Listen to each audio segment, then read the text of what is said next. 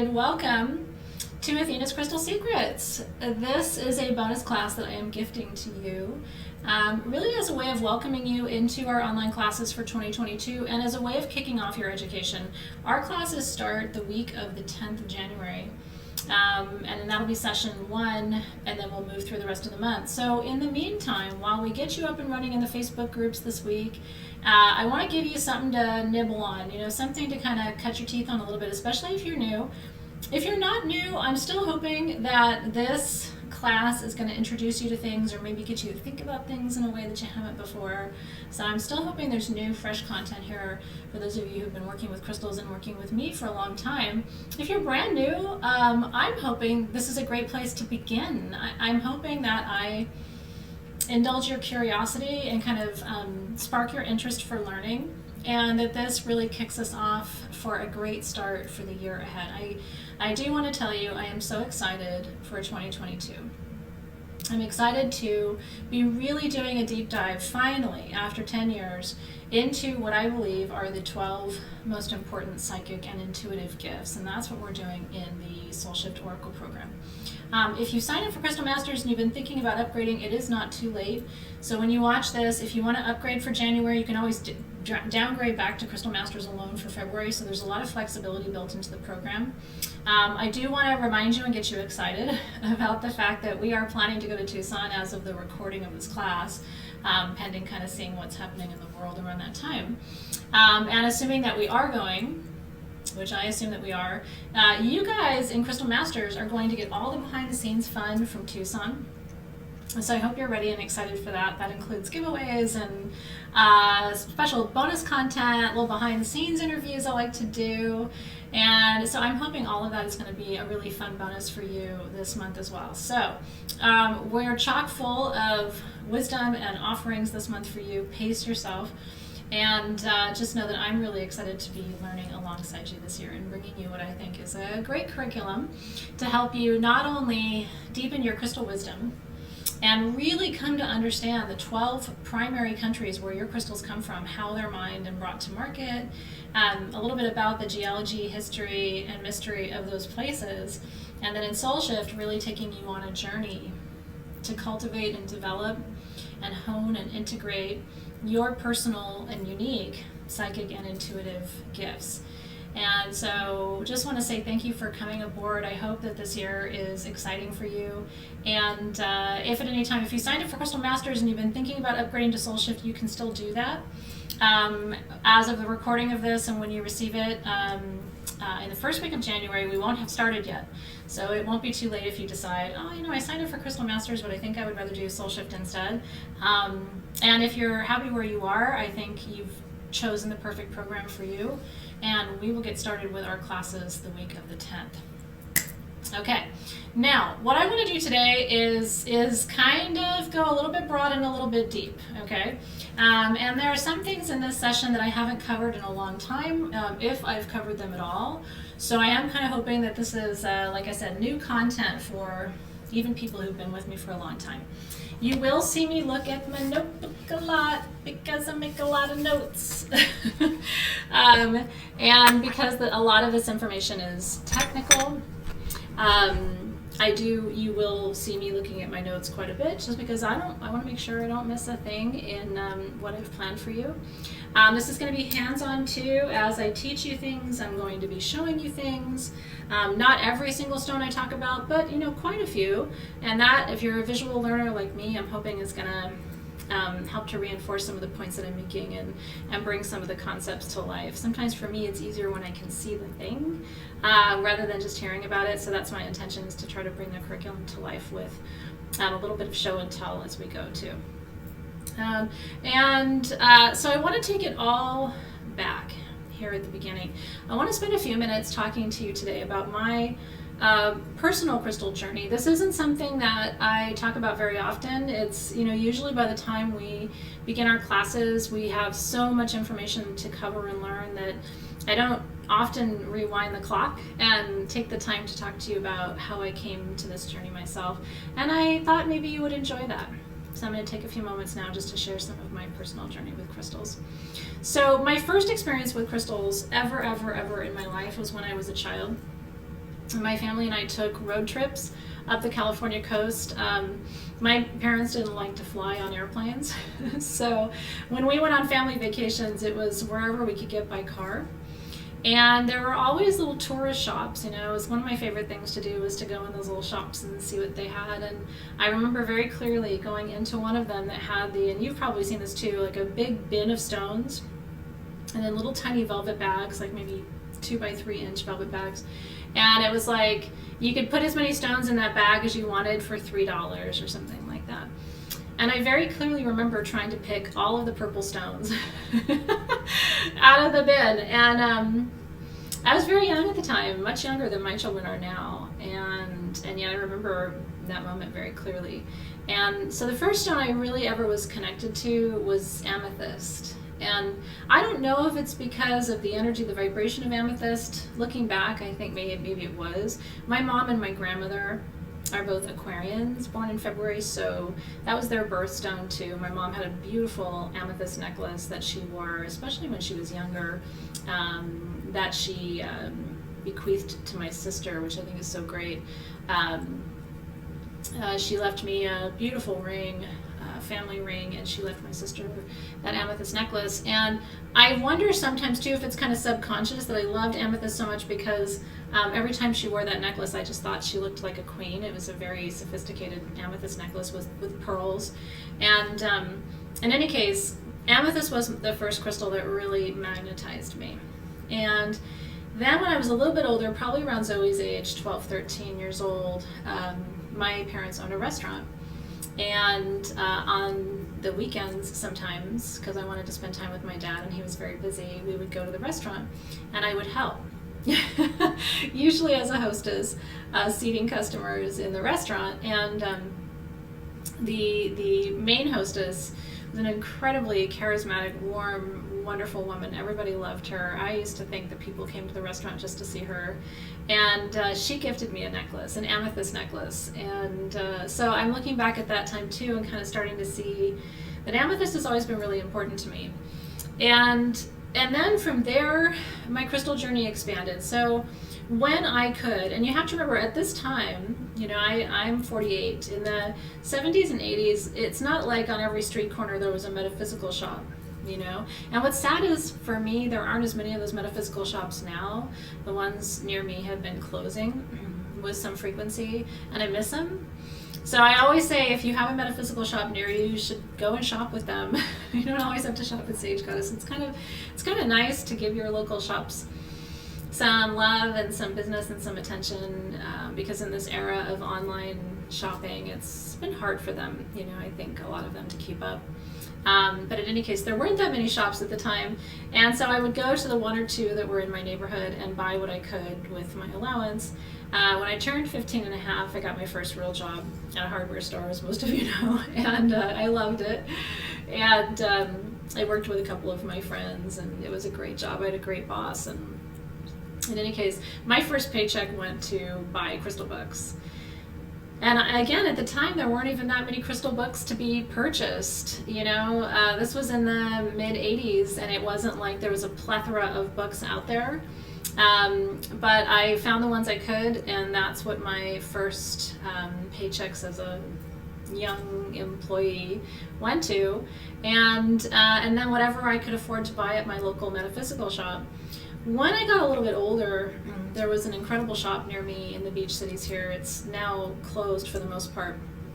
But that's where I really started to be exposed to higher end crystals, wands, really elaborate jewels. Remember that I didn't have internet access until I was a junior in college.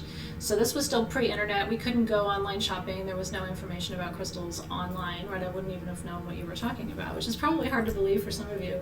But anyway, so I remember having to learn by going, and this shop always had like the sexiest, juiciest, most magnificent, you know, some of them in the thousands of dollars. And I would just kind of go in and window shop and daydream and just enjoy the energy of the crystals. And so then of course when I was 17, 18 years old, I started a formal program in Wiccan education, pagan education, ended up not being the right path for me. I don't identify as Wiccan or pagan, and that's a longer story for another time. I absolutely have massive, deep respect for people who follow that path. It just wasn't necessarily the path that resonated for me. But those teachers taught me a lot about crystals, about energy, and so I credit them really with a lot of my foundational understanding. They were real sticklers for understanding crystals and the elements. And we had exams, there was a lot of information. They were constantly trying to reinforce to us that the crystals aligned to directions, right? That the crystals had specific frequencies. That was really my first introduction, if you will, to the idea of crystal healing and crystal energy. Up until that point, 17, 18 years old, I was more admiring them because they were so beautiful, and I was drawn to them and attracted to them. There was something about crystals and jewelry that always entranced me. And what's interesting about it too is my mom and my dad were not crystal people. My mom wasn't even a jewelry person. She really only had the 2 pieces of jewelry in her collection that she left to me and my sister. She didn't have a lot of jewelry. It just wasn't interesting to her, and so I think the pendulum has swung the other way with me. I have a lot of jewelry, and Zoe loves jewelry too. But all to say that's really that 17, 18, 19 year phase, which was 30 years ago for me, was really when my knowledge base deepened about crystals, and not just what crystals are, but kind of how they work. And even that education was quite superficial. They didn't get into a lot of the things that we're going to talk about tonight, but it definitely was enough to pique my curiosity and prompt me to continue my research. And then I started reading other things. At that point I was in college, I was taking classes in physics, we were learning about just the edge of quantum mechanics and quantum theory, and whenever that would come up in class, I was always so intrigued. I started to have this sense that like, there's more to all of this, there's more to science, there's more to crystals, there's more to all of this than I understand, and I went on a quest. I will say since I was 18 years old, I've probably worked with 24 teachers, give or take, from all over the world, and either they've found me or I've found them. I think when you set an intention to learn, that you want to expand your wisdom, you start to magnetize the teachers and people into your life who can bring that wisdom forward for you. And so I have had the real pleasure of learning from people who are giants in this field. I think about a dear friend of mine who owns a crystal shop in San Diego. He's one of the OGs in the crystal world, has been going to the Tucson and Denver shows for 30 years, and really mentored me in a lot of ways, especially in my late 20s and early 30s. When I founded Sage Goddess, I had the pleasure of meeting Rock Courier, who is the man who created Mindat, Mindat.org, which is the world's largest geological database. And he was an interesting figure in the gem and mineral world because he actually went and mined the stones. So when he sat down to tell you about amazonite with smoky quartz, right, he was talking to you not just theoretically about it, but about his time in Africa when he was mining it, and then opening up his cabinet to show you his specimens that he mined himself. And there's very few people with that level of expertise that can also open their cabinet and say, I got this piece on this day and this piece the next day, and then the weather was bad, so we went back a week later and I got this, really giving you an in-depth education. And unfortunately, he passed away a few years ago, right after I saw him at the Denver Gem Show, in fact. And so that was a real loss. And then of course Judy Hall has passed away recently, another significant loss in the gem and mineral world. And so one of the things I'm trying to do is pick up the mantle a little bit, carry it forward, make sure that we have people who are dedicating their time and their path and their passion to crystal wisdom, and then finding ways to archive, right, to capture that wisdom, to either, in my case, through books or through classes or through websites and information sharing, because we want to make sure that this wisdom gets passed forward. The good news is everybody loves crystals. It used to be when I first started that I was weird, right? Those are rocks. why would you work with those for healing? Now you don't have to explain that to anybody. I mean, my Muggle friends come to me all the time for crystal healing, and I'm sure yours do too, and it's part of what brought you to my door, right? So we no longer have to convince people that crystal healing is real, and I have some theories about why that is, and I'm going to share those with you as we go through the conversation too. I think it would be really fun in our Facebook group as a way of introducing ourselves to each other, if you wouldn't mind sharing your personal crystal history. We could do a personal crystal history hashtag. I might leave it up to Alexis to determine how we approach that. But I would love to know what got you started in all of this. Maybe your journey is really recent, and I think that's fantastic too. Or maybe it's like mine, where it's been marinating over years and decades. And people ask me all the time, like, how are you still into this after all these years? I've had Sage Goddess for, it'll be 11 years in July, which is crazy.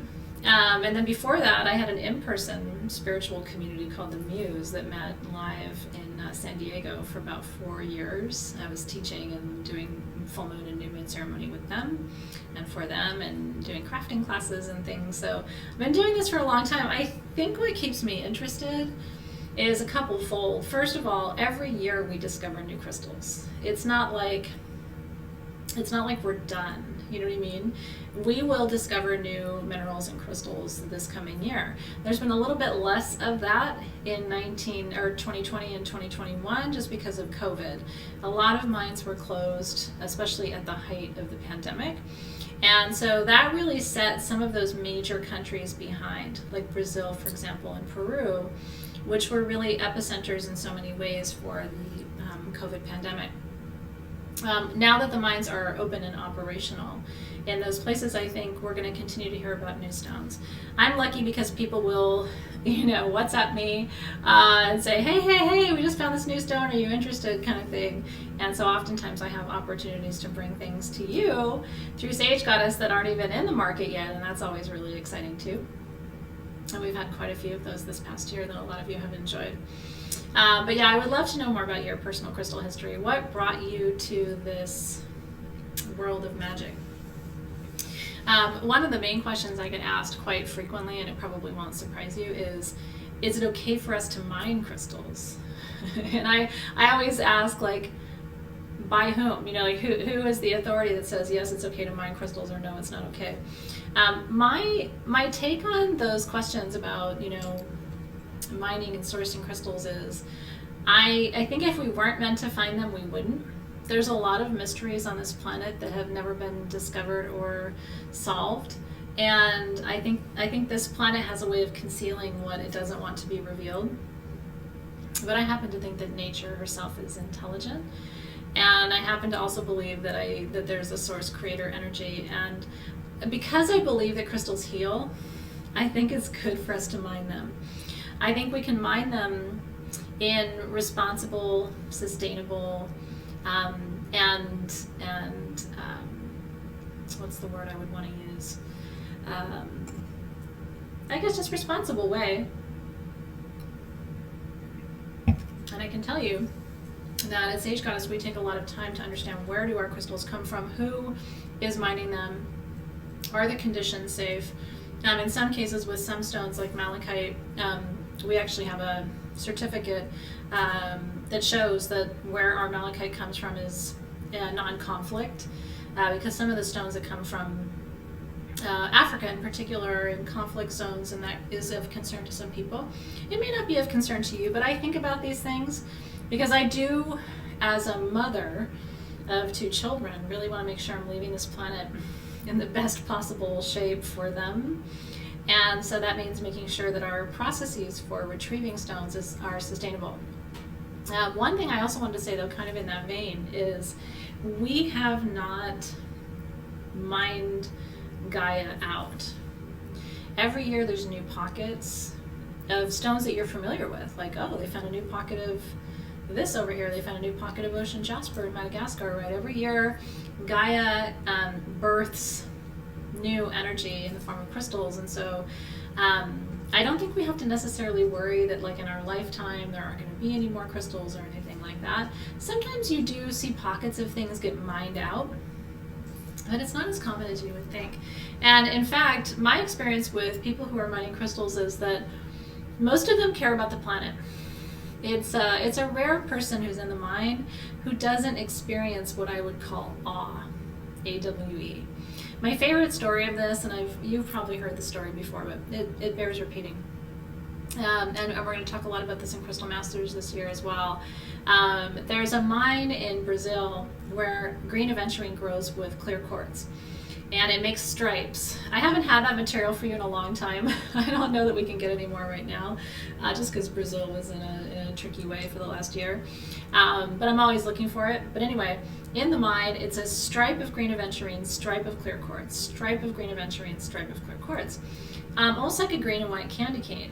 And I have been so enchanted by that material because green aventurine, which we'll talk about tonight, is all about growth and good luck and fertility and new opportunities. And clear quartz magnifies any energy that surrounds it. So this is a really potent stone for all of the things that it represents. And we went to dinner a couple of years ago in Tucson with one of the men who actually was mining it in the mine itself. And I spent at least half an hour sitting next to him, listening to him tell me in so much rich, beautiful detail what it was like to stand in that mine and how it was a sacred experience for him. You know, he told me, Athena, like, you look up and you can't even believe how beautiful it is and how symmetrical it is.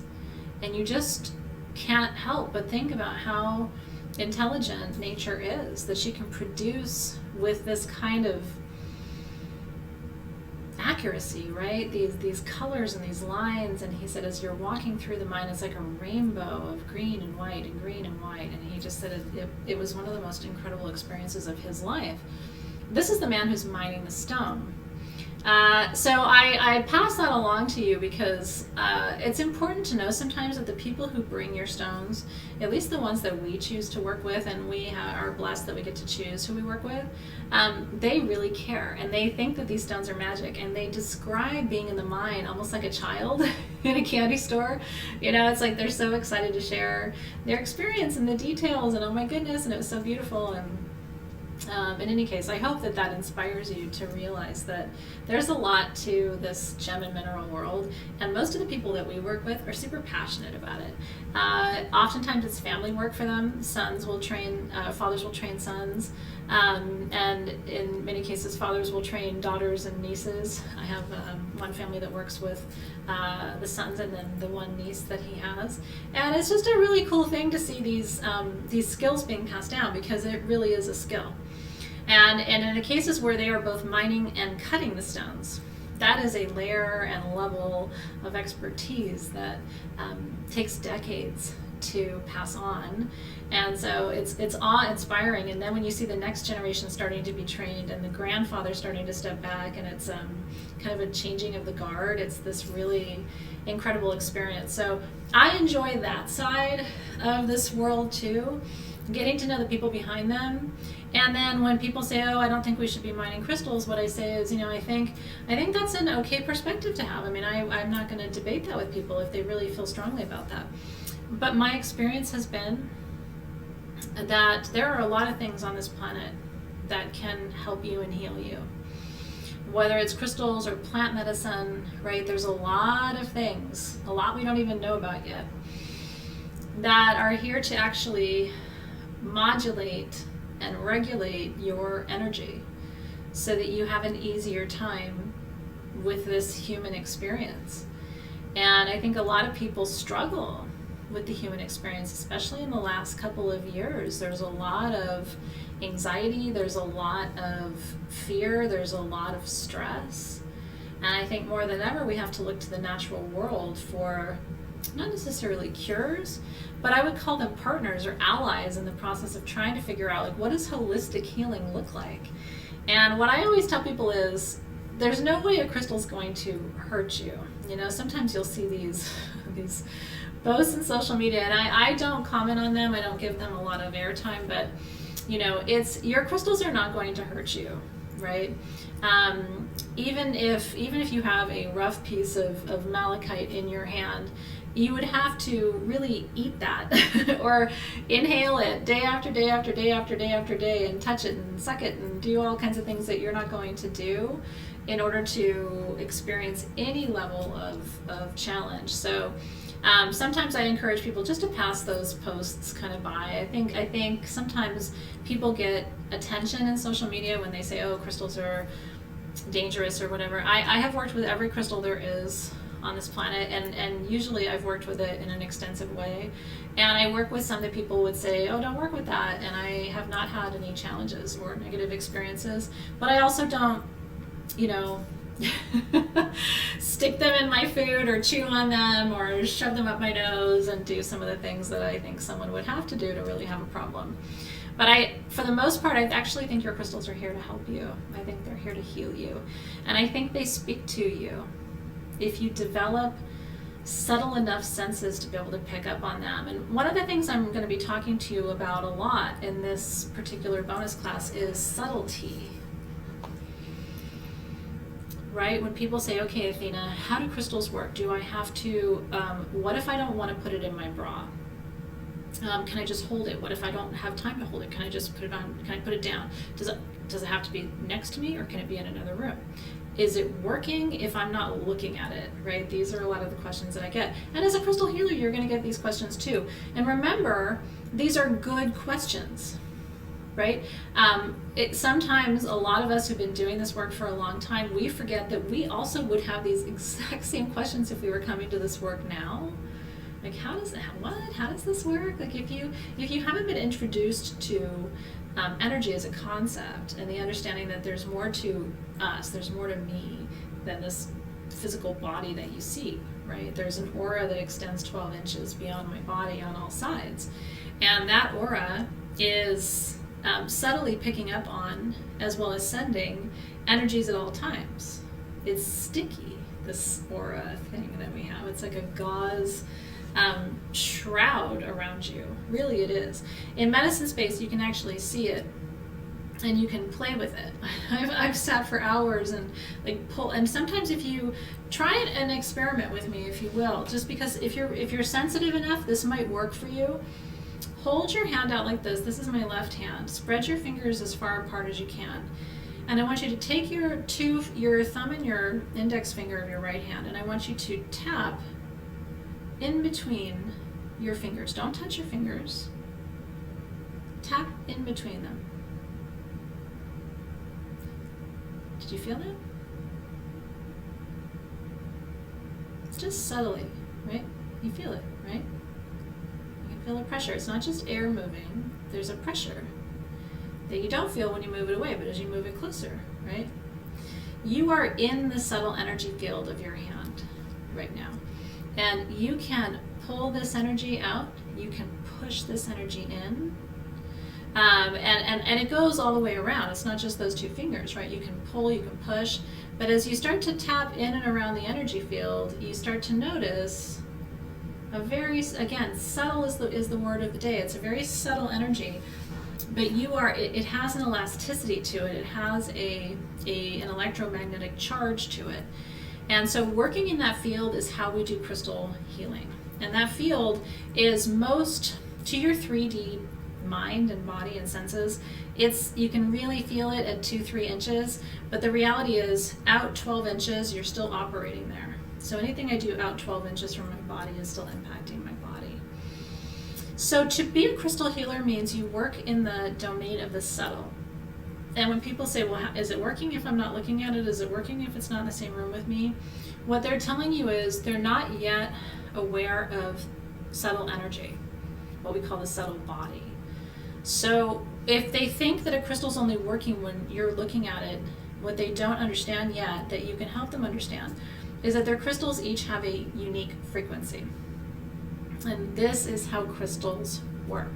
Okay, every single crystal, and I'm going to go through all of this with you today, every single crystal in your collection has a crystal structure. Unless they are part of a subgroup called the amorphous crystals, which actually don't have a crystal structure, and that's because they're not formed in the traditional ways, like obsidian, right, which is a form of lavic glass. It's formed through lava. So, so anything that's formed through lava, for example, is not going to have a crystal structure because it's formed by flowing. Amber, for example, is amorphous. It's resin that comes from a tree. So as the resin pours out of the tree, obviously, it's not going to have a crystal structure. It's not obeying any laws of physics. It's following actually gravity to get to where it's going. But every other crystal, other than the amorphous crystals, every other crystal follows a unique crystal structure. And one of the things I want to tell you is that because of that perfection in the structure, and this is where I'm starting to go back to my notes as just a little segue. Because of that crystal structure, your crystals have a higher frequency than you do. The crystal structure, the lattice as we call it, of crystals is perfect. It is scientifically accurate, and it obeys certain laws of physics. You don't follow as precise a lattice in your own formation, and therefore crystals are more perfect than humans in that way, okay?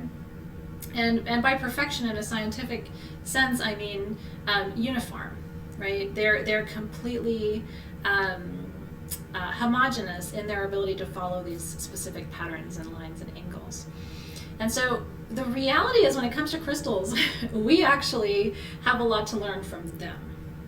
They're operating at a higher frequency than we are. That frequency, however, toggles, okay? So crystals that align to the upper chakras, the crown chakra, the third eye, the throat chakra, because those chakras spin faster, the crystals themselves that align to those frequencies also have a faster spin. Quartz aligns to the crown and the soul star chakra, and technically is the highest vibrational mineral. So it's going to spin faster than black tourmaline, which is aligned to the root and earth star chakras, which are the low and slow moving chakras in your energy field. So black tourmaline as a crystal, if you're having an anxiety attack, right? You ever had one before? I've had them before. You don't want to bring quartz into the mix, because quartz is going to actually speed up the vibration of the experience that you're having. You want to bring something like tourmaline into the mix, which is going to slow down and anchor the frequency that you're experiencing, right? It's going to modulate or regulate that frequency. So somebody who's having an anxiety attack, we want to look for crystals that are going to activate and accelerate that root chakra and that earth star chakra, the sacral chakra, which is going to help them get into their body, because when you're having a panic attack, you kind of are out of your body, right? You want to get into your body and then start to feel more grounded. Does that make sense? So crystals all have a frequency. You have a frequency, right? You have emotions, and your emotions have frequencies. When you're angry, that's one frequency. When you are happy and in love, that's another frequency, and they're unique, they're separate. And so one of the things you have to develop as a crystal healer, and one of the reasons I'm teaching discernment this month in January in Soul Shift, is you have to learn how to discern not just other people, but you have to learn how to discern your own, what I call personal energetic frequency, your PEF. Your PEF is your personal spin or rotation at any given time, and it's affected by events around you, experiences that you have, emotions that you're going through, your relationships with other people. Everything in your world is constantly affecting and impacting your personal energetic frequency, your PEF. So from my perspective, the most important thing for a crystal healer, truly, one of my most important crystal secrets is I got to learn how to read people. If somebody's coming to me for crystal help, and sometimes I don't get to see them. I mean, you guys know this, right? Like, I'm online and I'm doing readings, or I'm showing crystals on my tray. I don't get to see that person's face or make eye contact with them in that moment. So I have their voice, right, or have their words to kind of read into their energy. You don't have to be able to see people. You're going to learn about this in Soul Shift this year. You don't have to see people to read energy. You don't even have to hear anyone's voice to read energy. Energy is communicated to you in a myriad of ways. And that's part of the magic of energy. It's coming to you through all of your senses, which are so much more than just the 5 basic senses that we give ourselves credit for having. And so your number one job as a crystal healer, and the reason that I think soul shift is so important this year, is you have to become an expert reader of folks, of people. Because if someone comes to you, they may not always know what they need.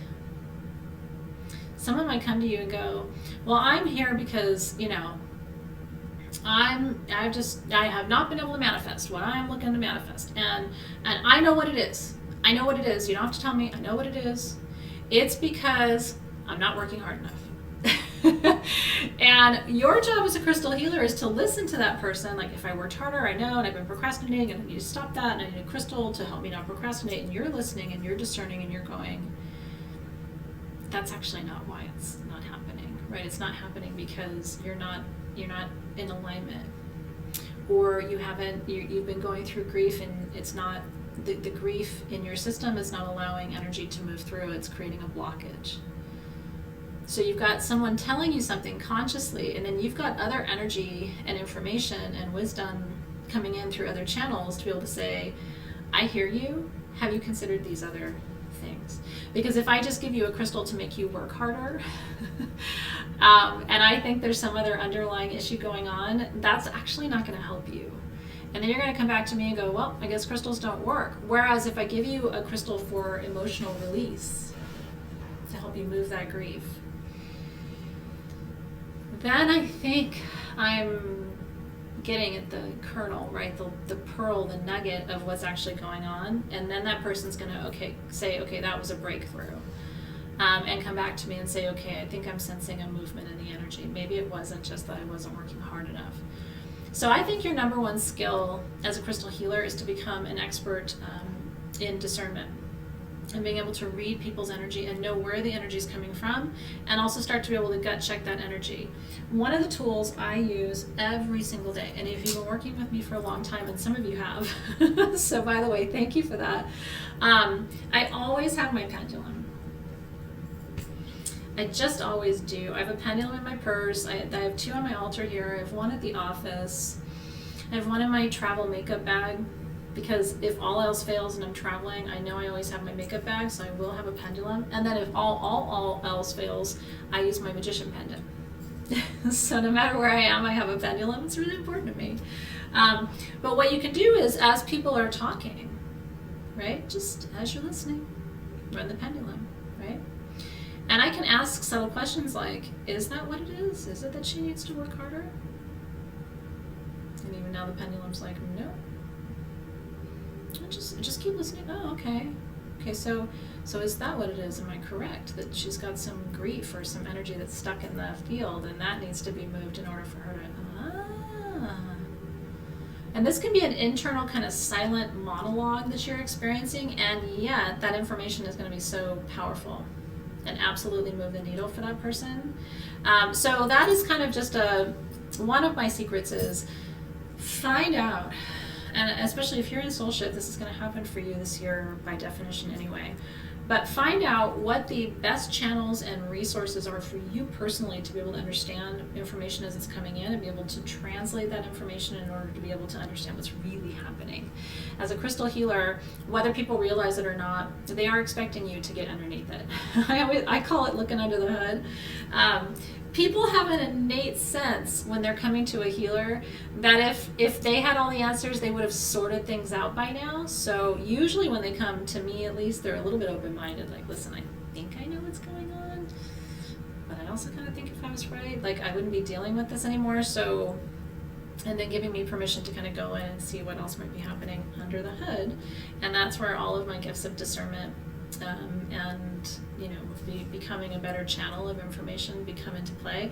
So that's where this year's curriculum, if you're a crystal healer but you're really wanting to incorporate more than just crystal healing, you're wanting to learn how to become more aware and attuned, hopefully that's helpful for those of you who've signed up for Soul Shift, because that is where I think the two classes merge and will make you into a more proficient and prophetic healer, because you're going to be more aware of not just what people are telling you, but the sideways, the lateral information that's coming in through the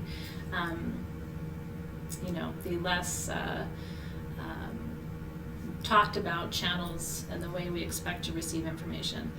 I'm not a big one for intake forms for crystal healing sessions. I think it's good to collect some basic information, but I'm more of a conversation intake person. So I prefer to have a conversation with someone that I'm about to do crystal healing for, asking them what brought them in today, and then really, again, listening. You know, what I can get from listening to someone talk is so different than what I can get from just reading their words. And if you want to collect both, I think that's good. But I would really encourage you, much like a therapeutic conversation, when you're starting work with a client or a friend or a family member, let them talk. Give them the floor and create some space for them to share with you what brought them to you, how they perceive the ongoing challenge that they're facing, and really what success looks like for crystal healing. If this crystal healing work that you're going to do with them is successful, how will they know, and how will you know, right? What are kind of the hallmarks and the signs that a crystal healing session has been successful?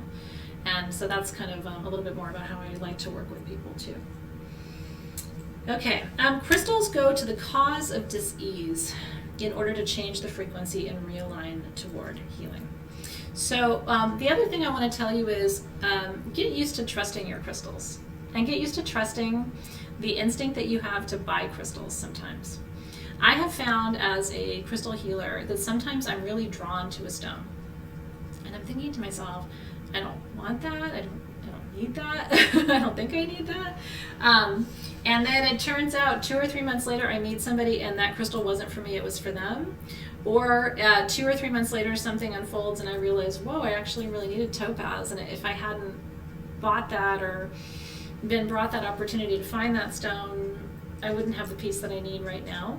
The other thing too is when you're feeling called to certain crystals, work with your pendulum. Ask your pendulum, is this the right crystal for me? Is this the right crystal for me right now? Right? And if it says yes, then, and you'll learn over time, and you'll learn also to trust the accuracy of that information. But the crystals, remember, are always operating. They have their own frequency. They are, if you want to think about it this way, they are little mini computers. They really are. And so they are constantly sending and receiving information, and they can attract from a far distance. Even though your energy field is only 12 inches, they actually can magnetize energy from much further distance away than that. The other thing you have to remember is your crystals, and we're going to talk about this in Crystal Masters more in detail this year, the places that your crystals come from are incredibly sacred, right? I mean, these are some of the most magical and mystical places on earth, and those places have a vibration. And you may have spent a past life in that place connected to that energy. So if all of a sudden you're like, obsidian, I have to work with obsidian, it could be that memories of an Aztec life are being unearthed for you. Or you spent time in Mexico City or the area around it during a past lifetime, hundreds if not thousands of years ago, and something in it is summoning you.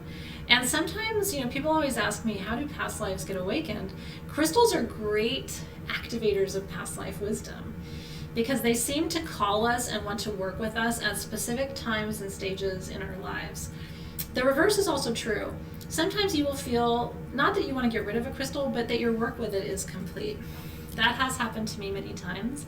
And I have some of these really cherished friends or allies in my collection where I think, I love this crystal, I've worked with it for decades, but I can tell that most of our work is complete. Doesn't necessarily mean you have to give it away or sell it or anything like that, but your work with crystals in your collection is going to be cyclical.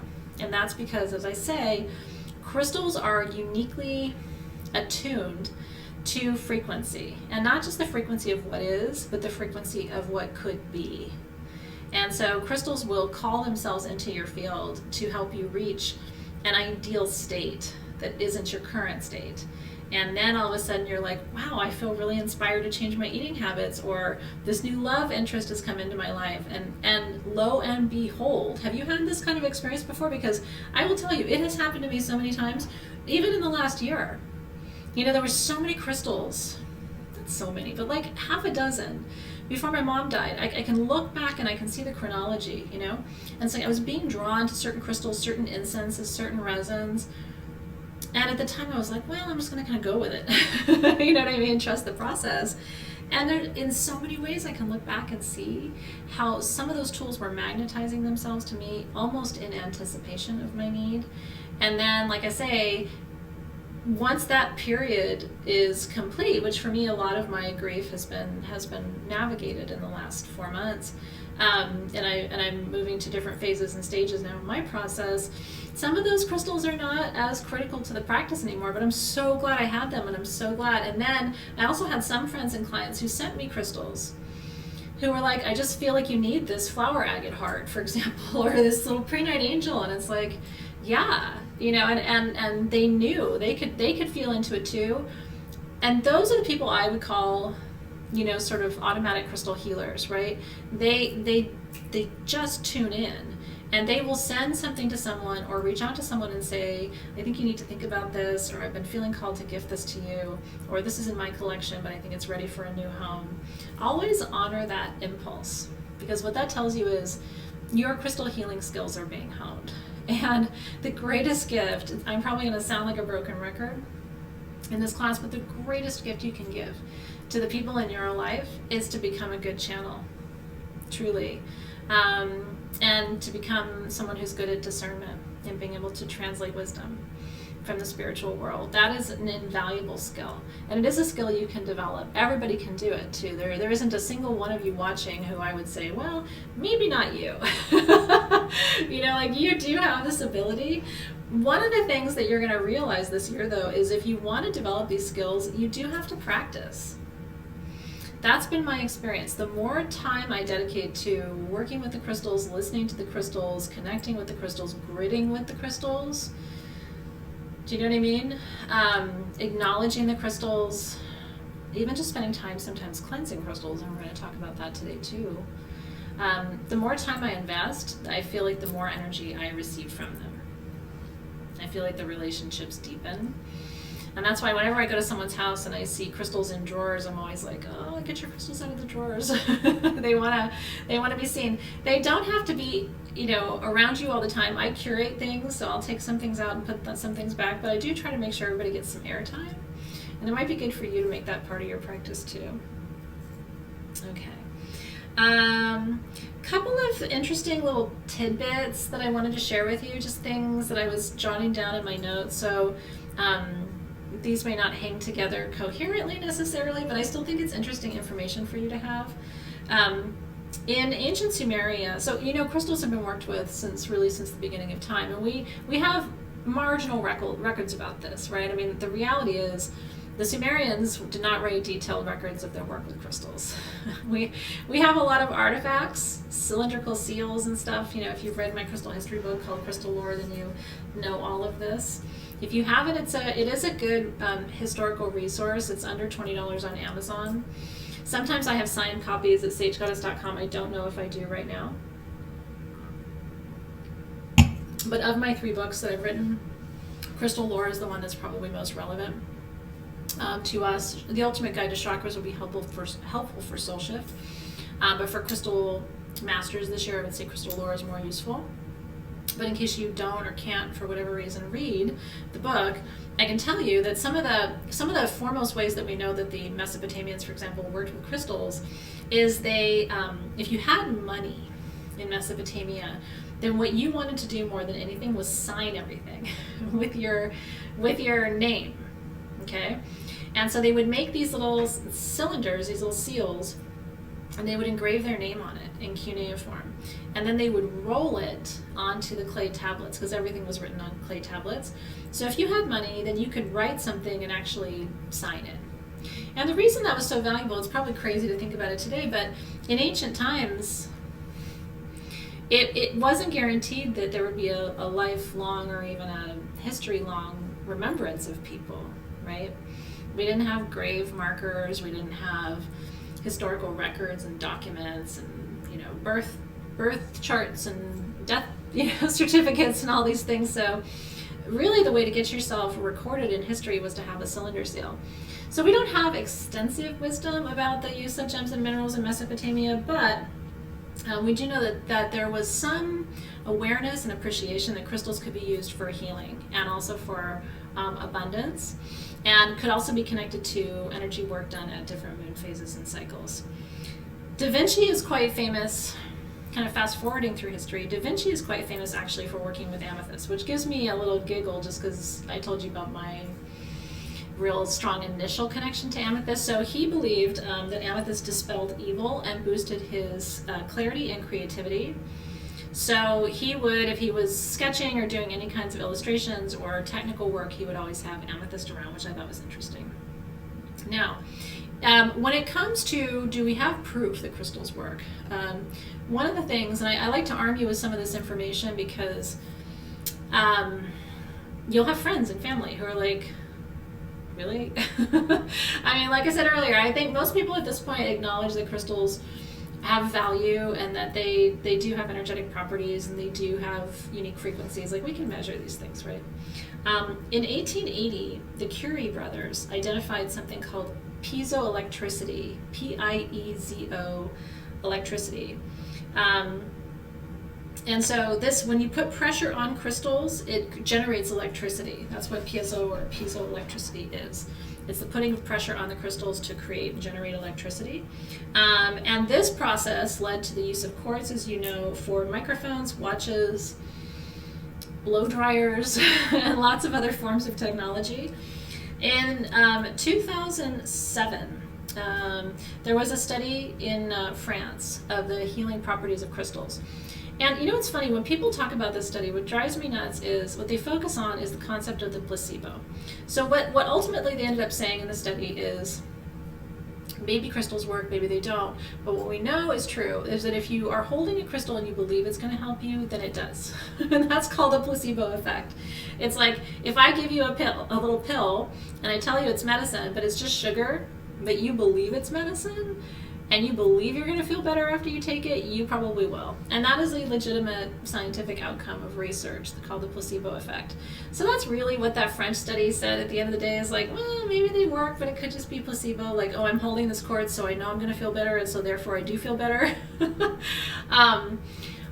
What interests me most, actually, is the work of Tesla. And other theorists who've really focused on sound and frequency. Tesla's famous for saying that the future of healing and the future of science really is frequency, it's vibration, right?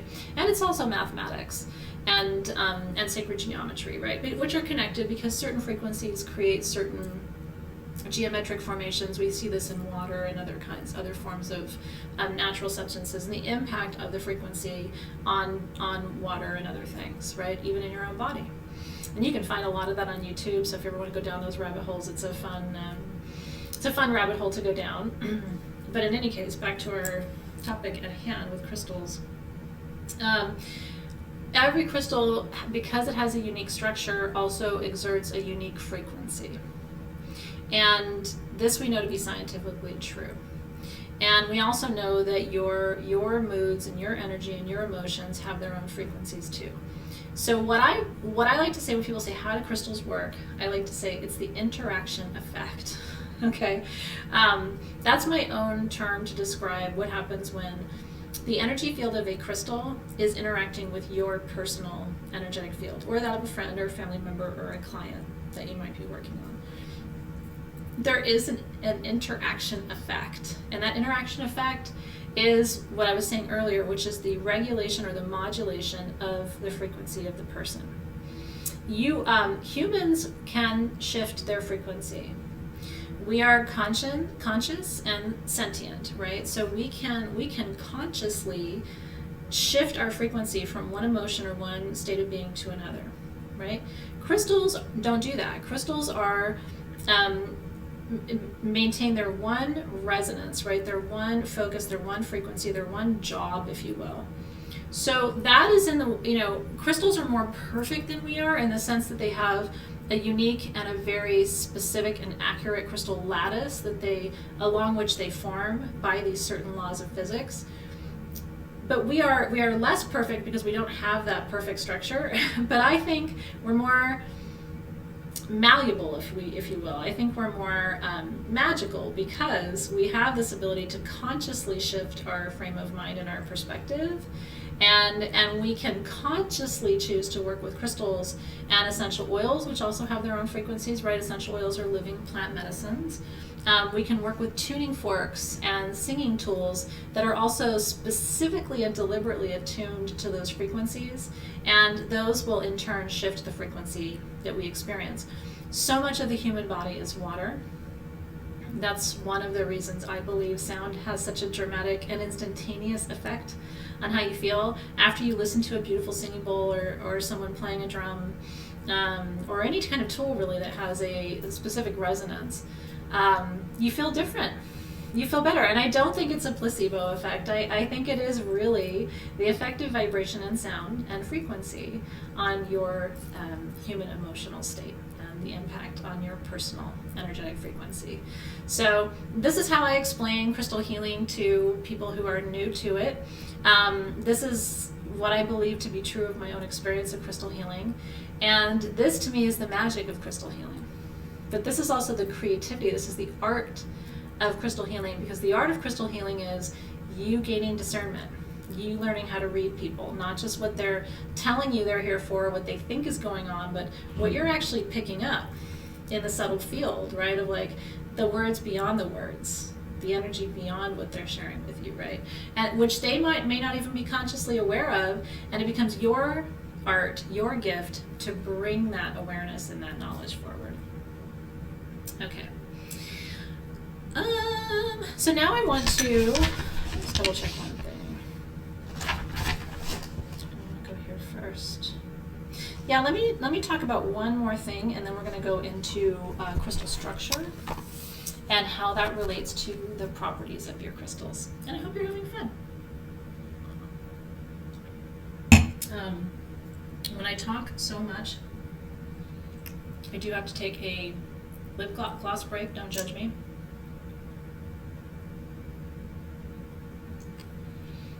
But it feels better. So on we go. Where do crystals work? I was mentioning this earlier, but this is a very important point that I want to come back to, and it's one of my crystal secrets, okay? Is they are working on what we call the subtle body, okay? And the challenge for humans in the third dimension is that we can't see the subtle body. It is at such a high vibration that we wouldn't be able to see it unless we could be in a higher dimension, like the fourth or fifth dimension is where you can start to see energy, okay? You don't have to go too far out of 3D to start to see things. Those of you who've worked with plant medicines and psychedelic medicines know this to be true, right? They subtly push you from 3D to 4D to 5D, and then all of a sudden you can see things that you can't see when you're just in your normal waking state and not in those conditions. And so, because we can't see vibration, there's an innate hesitation to believe it. It's kind of like asking people to believe in God. Some people are always going to believe in a source creator, right? Like, of course I believe. And then some people are never going to believe because they're not going to be able to see it. I can't produce source creation right here for you in a way that you can touch and poke and smell, right? So some people, until we cross that threshold of being able to show them and prove them or replicate something in a clinical setting, which would satisfy modern science, right, that these things are true. But one of the ways, and I want to show this to you as an exercise, and then we'll come back to some of these crystals when we talk about crystal structure. One of the ways I like to use my pendulum is to show people the actual frequency of their stones. Okay, so more than just yes, no, should I buy a crystal? Yes, no, is this person telling me accurate information about themselves? More than all of that, the pendulum will actually read the energetic field of the stone. And so I want to take you over here for a second to the crystals that I have here on my my altar. Is that better? Yes. Okay. And I put a few around with hopefully enough space between them that that we won't be getting much of a residual energy. Do you know what I mean? That it will you're really focusing on one crystal or another. So I had mentioned to you that, you know, your third eye chakra, your throat chakra, are faster spinning, smaller wheels of light chakras, right? They're smaller, they're faster. Your heart is right in the middle of your chakra system, so it's got the most medium level frequency or spin. Your root chakra is the slowest and biggest of your physical chakras, and so one of the things you can do to sort of show people how energy works, because your pendulum is so incredibly sensitive to frequency, is to show them, watch how a pendulum moves across a root chakra stone. It's almost like a metronome, you know? It's like 1, 2, 3, 4, 5. And then bring it up here to an upper chakra stone. 1, 2, 3, 4. Do you see the subtle increase in speed? Watch.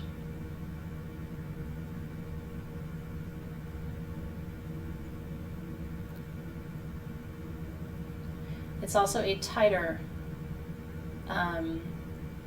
movement across the stone and faster, whereas if you come back to the root, it's a longer movement across the stone and slower. Do you see that? Much more sway. It takes up bigger space because the chakra and the energy itself, the field of this stone, is bigger. And then it gets successively slower and tighter as we get to the heart chakra, successively tighter and faster as we get to the throat chakra. You see? And then tighter and faster even still at the third eye.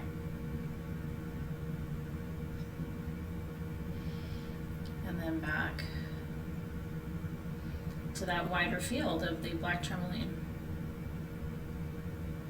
Now, if we want to go to quartz, actually let me work with just a super, super clear quartz that isn't smoky, because smoky will take us back down to the root chakra. This is going to be the tightest and fastest of the movement of the pendulum. See how it's wobbling and it's moving quickly, and it's in a very tight, very, very tight radius. This is a small, tight circle. Okay, and then I'm going to go back to the black tourmaline as a counterpoint. Big open swing.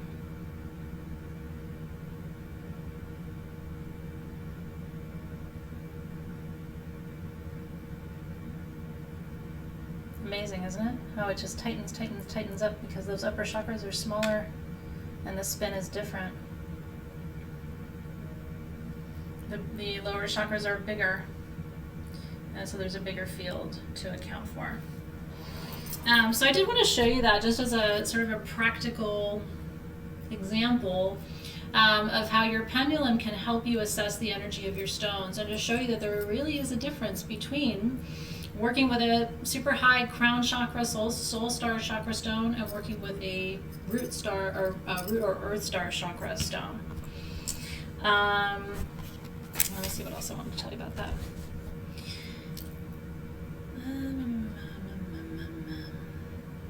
Let's see.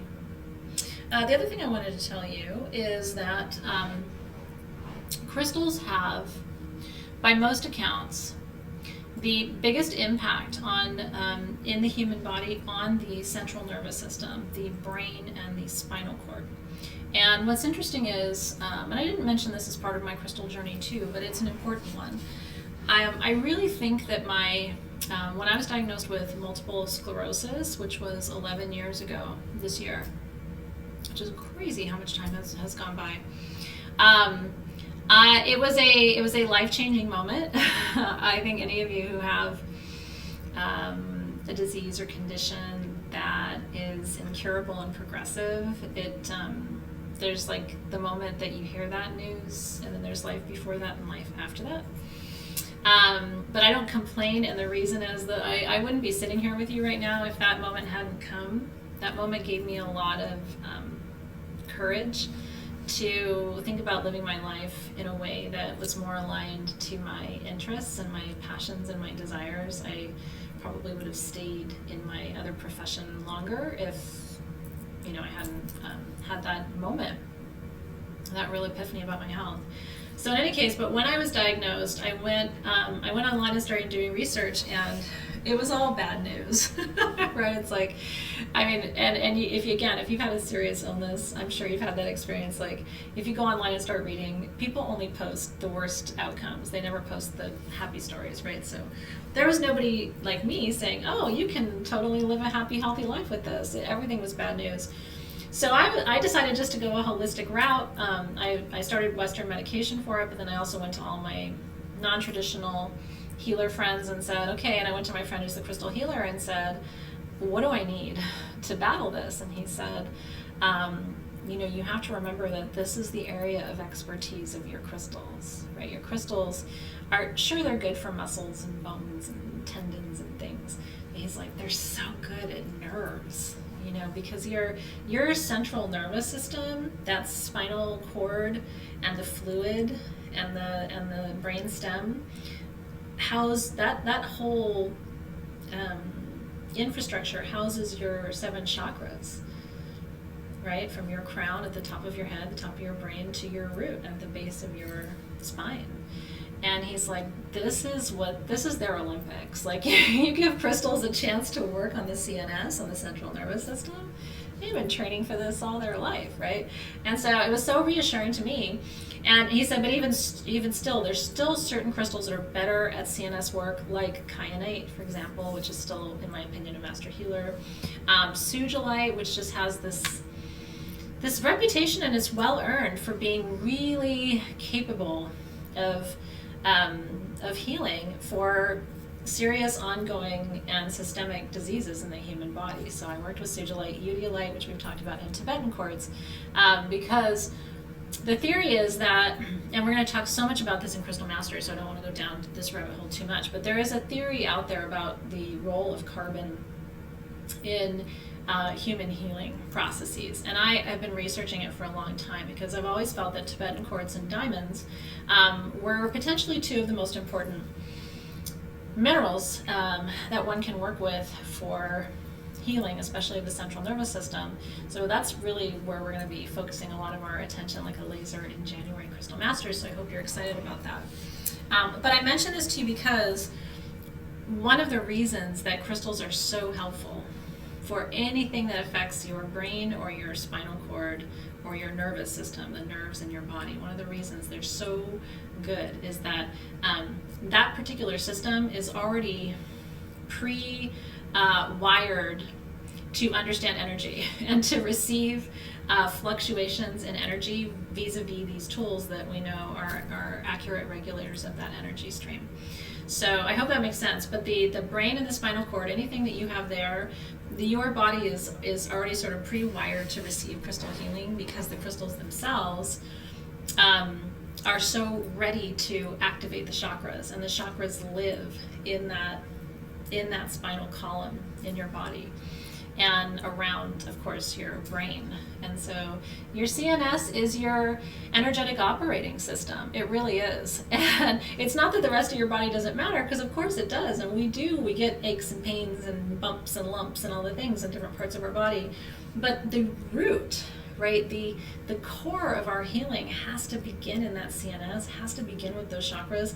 If you ever wonder why I come back to the chakras, almost every year that I teach, we're still going to talk about chakras this year.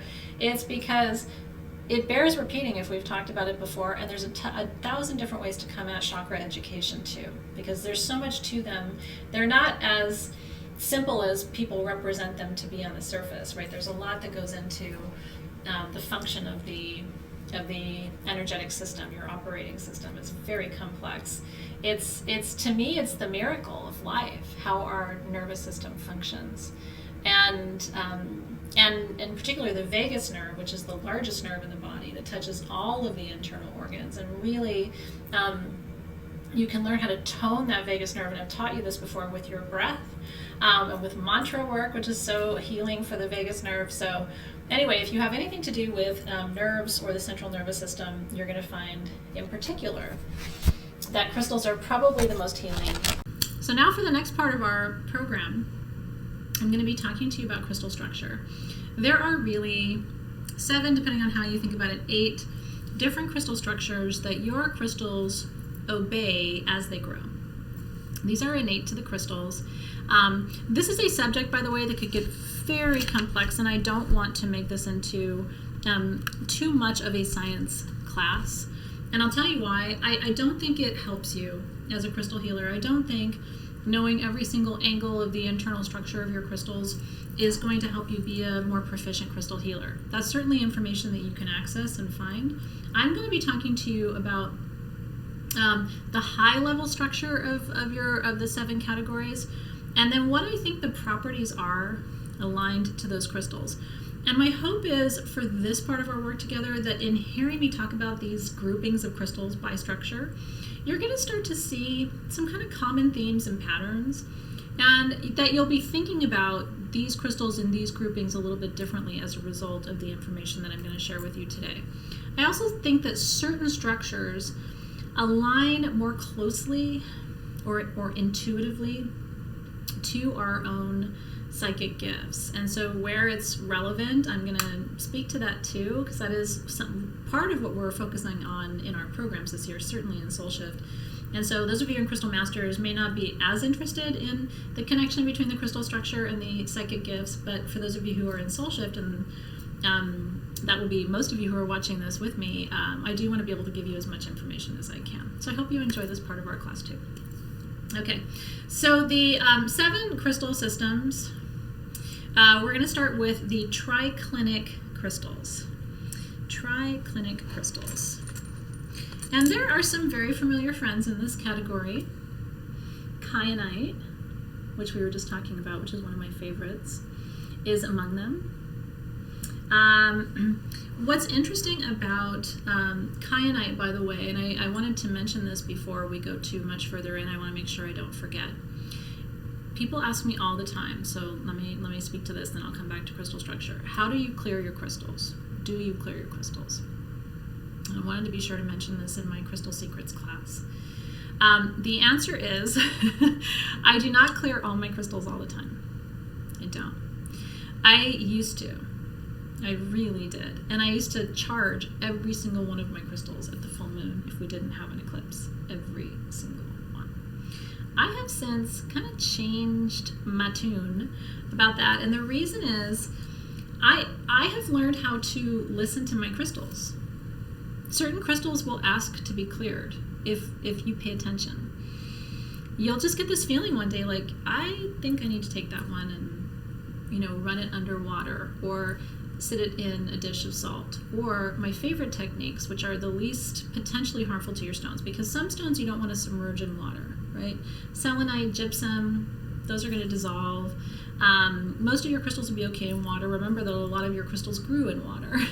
We have water markings called alluvial etchings on a lot of stones that tell us that crystals grew underwater for sometimes thousands, if not many more years than that. So water is not necessarily going to hurt most of your stones, but some of them it will.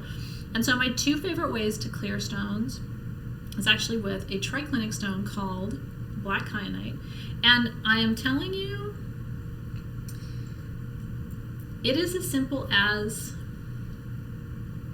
making contact. And in fact, in my experience, because we know that the energetic field extends beyond just, physically touching things, if you bring kyanite into the field of the stone, it clears it. Okay? So you can kind of run it through like this until you feel, and again, if you're sensitive, I'm very sensitive, I can feel this, and not just the airflow, but I can feel the pulling of the energy field between the sphere and the kyanite. And the more you do it, the more you'll be able to feel it too. And then eventually you might feel that the pull is different on one side than it is on the other. Maybe there's more energy to clear over here. But it is pretty instantaneous. The other foolproof way to clear your stones And this is how I was taught to clear my stones, because my teacher really believed in the smoke of white sage for clearing anything, including colds and flu. It's just a little white sage smoke. I mean, it is just, and then just pass through, and that's it. And it does the same thing for your whole energy field. I really believe, and I'm not just saying this because I'm the sage goddess, I really do believe that you should burn sage every day. I think, I was saying to you earlier that I think we have so many medicines on this planet that are designed to help us and heal us and support us, and we're still learning what those are and how to work with them. I think we're still underestimating the important healing effects of white sage, especially when we're in a time where we're worried about immune health, right, and disease and colds and flus and viruses. I think, again, my answer with crystals is always, why not? my answer with sage is always, why not? As long as you are getting your sage from a reputable and sustainable source, which ours is, it's important to us. And you should just always ask, hey, where's your white sage from? Is it sustainably harvested? You know what I mean? And all that means is you don't want to over-harvest sage, because if you take too much from the mother plant, she won't survive. And that was happening a lot in the open deserts of Southern California, which is why it's not legal anymore to just go and pick sage wild in the desert.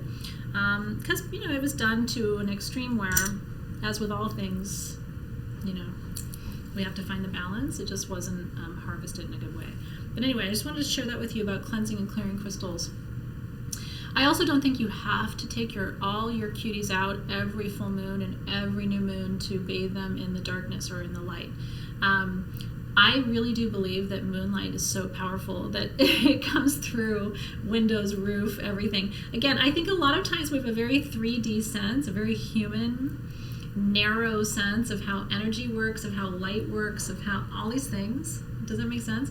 And so we tend to think that, like, if we can't see the moonlight touching our stone, then there's no moonlight, right? Or if I'm not touching this kyanite to this sphere, then it's not clear. It's almost like we as humans want to exert our expectations or our more limited understanding of how things work onto these very advanced technologies, as I would call them. I think crystals are an advanced technology. And I think we're still coming to learn about their effectiveness and the effect of them on the energy in our spaces and in our bodies, to the point of everything we've been talking about today. Okay, so the triclinic crystal category.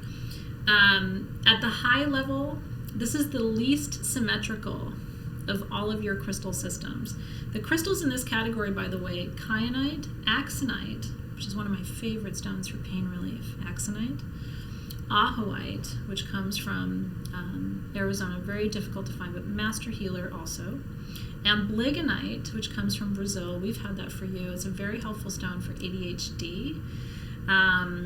There was a whole kind of informal study done in Brazil where they put amblygonite in classrooms with kids who are neurodiverse and found that the rate of focus and ability to study and process information was enhanced.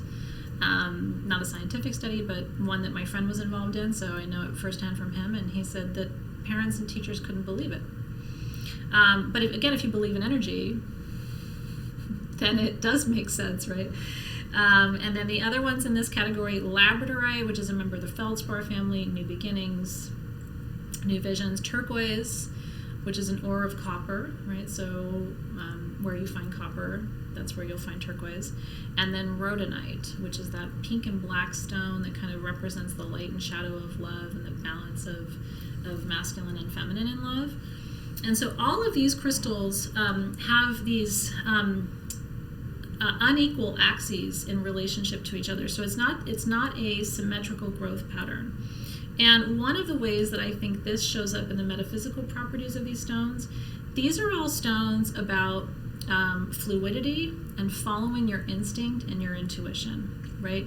Following your instinct about how to clear stones with this, following your intuition about what intentions to set at the new moon with your labradorite, for example.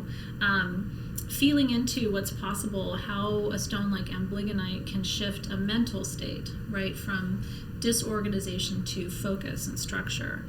And so all of these crystals in this category are about tapping into your deeper instinctual nature and trusting that you don't have to be organized.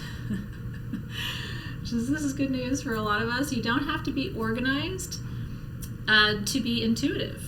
In fact, sometimes the more organized and structured you are, the less you activate and really hone and integrate your intuitive skills.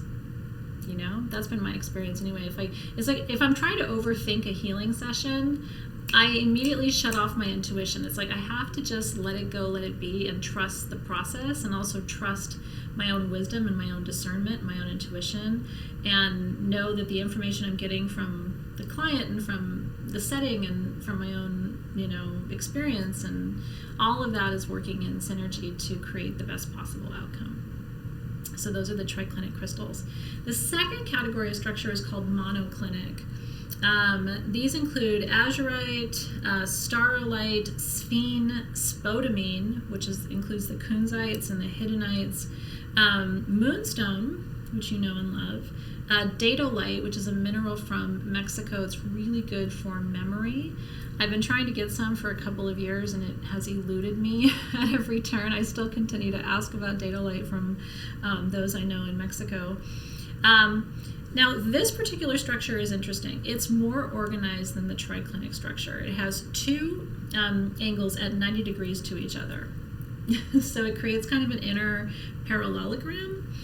And so this particular combination for me is about clairsentience. These stones tend to represent for me the ability to feel into and sense energy. Not so much hearing it or seeing it, but just knowing it without understanding where that knowing is coming from. These are also stones in my experience for self-development, learning to rely on your feelings versus your visions necessarily. It's like trusting what's coming to you and not trying to overthink it or override it consciously, being open to new and unpredictable ways of connecting with your own energy and with the energies of others. And so these are all stones, if you think about it, of illumination, recall, and healing. Datolite helps with memory and recall. Diopside is a stone that helps you see that you can trust your vision of something. You can trust your knowing of something. You don't have to second guess it. Lazulite is an incredibly powerful visioning stone. Azurite, also incredibly powerful for activating the third eye. Malachite is a powerful healer, as you know, of the feminine systems in particular. Moonstone is all about, again, illuminating what is true and accurate so that you can trust it for healing. And then sphene, remember, we've talked about sphene for memory too. Especially, we've talked about it in recent SGTVs because Shram has been doing some different sphene pieces for me. Sphene and datolite share that memory recall function. And then the spodumene family, which is the hidanites, the green kunzite, and then the kunzite itself, the pink kunzite. So those two stones, which are about harmonizing the emotional heart too. So these are stones not just of physical healing, but also of heart healing and emotional healing as well. The third structure is called orthorhombic, and all of the axes, there are 3 of them, meet at 90 degrees, but they're all different lengths. So we're getting successively more organized, but we still don't have equal distance of the lengths of the angles, so they're all different. So it's an organized structure, but it still allows you to follow your own path, is the way I like to think about it. I also like to think about this as looking at others' needs before your own when you're doing a healing, and feeling into what they need rather than always what you think they need, so that you can hear the client. I think that's really important too. These are also stones that are very helpful for psychic surgery, for removing unwanted energy. They tend to be somewhat protective, and they tend to be highly visionary. The other categories of stones, other than, there is a visionary category in the monoclinic, but the triclinic and the orthorhombic are not as much of a visionary stone, but, the the triclinic is not a visioning stone. The orthorhombic and the monoclinic are visioning stones. So here's what's included in the orthorhombic. Hypersthene, which is a stone of clarity. It's also a stone that helps you to organize your brain, to help balance your brain function. It helps you see more clearly in the world. Prehnite, which is a master healer stone, also helps to protect the healer. We talked about how these stones have a somewhat protective quality. Stibnite, which is really powerful for visioning into darkness for manifestation. Stibnite is one of the most, in my experience, powerful manifestation stones. You can use it. I have a Stibnite wand, which is still packed at the shop. I'm looking forward to working with it again. And I actually use that wand at the new moon to kind of write into the sky what my intentions are. Tanzanite's in this category. Topaz is in this category. Zoisite is here. Danburite is here and accounted for. Celestite is here. Sodalite, Brookite, Cavinsite, Alexandrite, and we will list all of these for you, so you don't have to write all of this down. Chrysoberyl, Chrysocolla, Goethite. It's a long list here. Hemimorphite, Natrolite, which is a powerful physical healer for pain relief. Iolite, again, heavy visioning stone. Marcasite and Barite. Marcasite and Barite are very helpful for meditation. They deepen the state of meditation, connecting you with your inner vision. So these are stones of vision, life force, and clearing as a sort of a general rule. They take care of the healer while the healer does the healing process, and they also make sure that the healer has the information that the healer needs to be able to remove energy if necessary. Danburite's a prime example of a stone that's really helpful for that function too. And then the fourth category of crystal structure is called tetragonal. This is a rectangular inner structure. You've seen this many times. All of the axes are at 90 degrees. And this is these stones in this particular category are some of my favorites. I pulled one of my rutilated spheres to show this to you. Rutile, isn't that beautiful? This was from Rock Courier, the man who passed away, who founded Mindad. That's one of my treasures. Rutile is in this category. These are stones that help you also become more adaptable to new circumstances. They're very good for becoming analytical, inquisitive. They're also stones of ascension, and they are stones that connect us to the wisdom of the planet. So apophyllite is in this category, definitely an ascension stone for raising the human conscious awareness, right, which I think is what's happening right now. I think we're going through a kind of protracted evolutionary process as a species where our vibration is increasing, but it's it's happening in some unexpected ways. But the outcome is going to be that we will have accelerated our own development over these last few years. When we look back on it in hindsight, there's going to be a lot that comes out of these 2 years where we're like, wow, we really made a lot of progress, but at the time it seemed like we weren't making progress. Idocrase, which is really good for tapping into desire. As well, and this, because these are stones of transformation, these are also stones of change, right? Rutile is for change. Idocrase is going to give you the desire to go through the change process. Rutile will help you manage the change process. Scheelite is for manifestation. Scheelite comes from two different places. There's an orange scheelite that comes from China, and that's the rarer, more expensive. And then there's a blue scheelite that comes from Turkey. Same mineral, they look very different, but same crystal structure, which is interesting. Zircon, which we know is one of the oldest minerals on the planet and definitely associated with manifestation. And then chalcopyrite is in this category too, which is a stone of empowerment and learning how to trust your inquisitive nature, learning how to trust the questions that you're asking and the answers that you're getting. And then the fifth crystal structure is hexagonal. This is a six-sided prism, and that I have some fun examples of this to show you that are just so clear of what a six-sided stone looks like. Because one of my favorite hexagonal stones is beryl. I even wrote a song about it. It's not a very good song.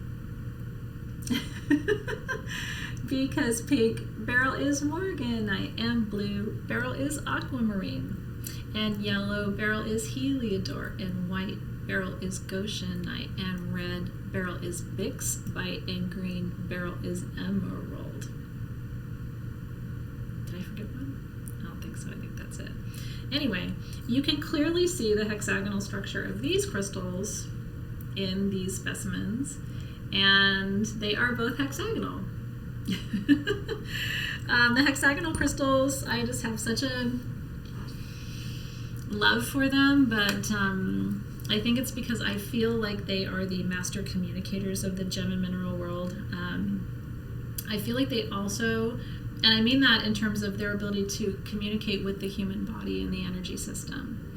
I feel like they are the crystals you have to, sort of prepare the least for crystal healing. They're ready to go. They know where to go and what to do. You can program these crystals more easily, in my experience, the hexagonal crystals than the other crystal structures, meaning, and we're going to program crystals together in Crystal Masters this month, so if you have questions about programming, those will all be answered in that class. But what I mean by programming is you can take your crystal and with intention, direct it to do a certain thing, or work with it, ally with it, partner with it for a certain purpose for a certain time.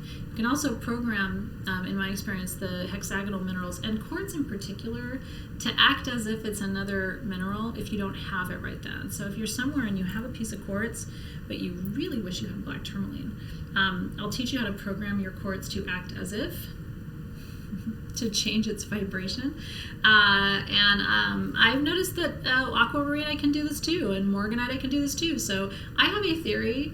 A lot of this is my working theory about how crystal structure impacts the energy of the stone, but I have a theory that these crystals are more attuned to human communication and expression. They also tend to be the crystals that people are immediately attracted to, right? So quartz is in this category, of course. Beryl, apatite, cacoxenite, sugilite is in this category too. Now there's a subcategory of hexagonal stones called trigonal stones, okay? And interestingly enough, you know what record keepers are, right? They're the raised triangles that you see on the surfaces of some of your stones. You only see record keepers on trigonal stones. The trigonal stones like corundum, which is ruby and sapphire, citrine amethyst, magnetite, udilite, hematite, phenakite, and agate, these are hexagonal stones too. But there are these threefold repetitions inside of them that actually create kind of the breeding ground for us to find these raised record keepers on the surface. So that's why they're called trigonals.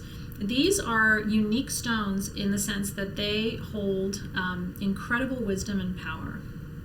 Every single one of these stones, when you think about it, is true.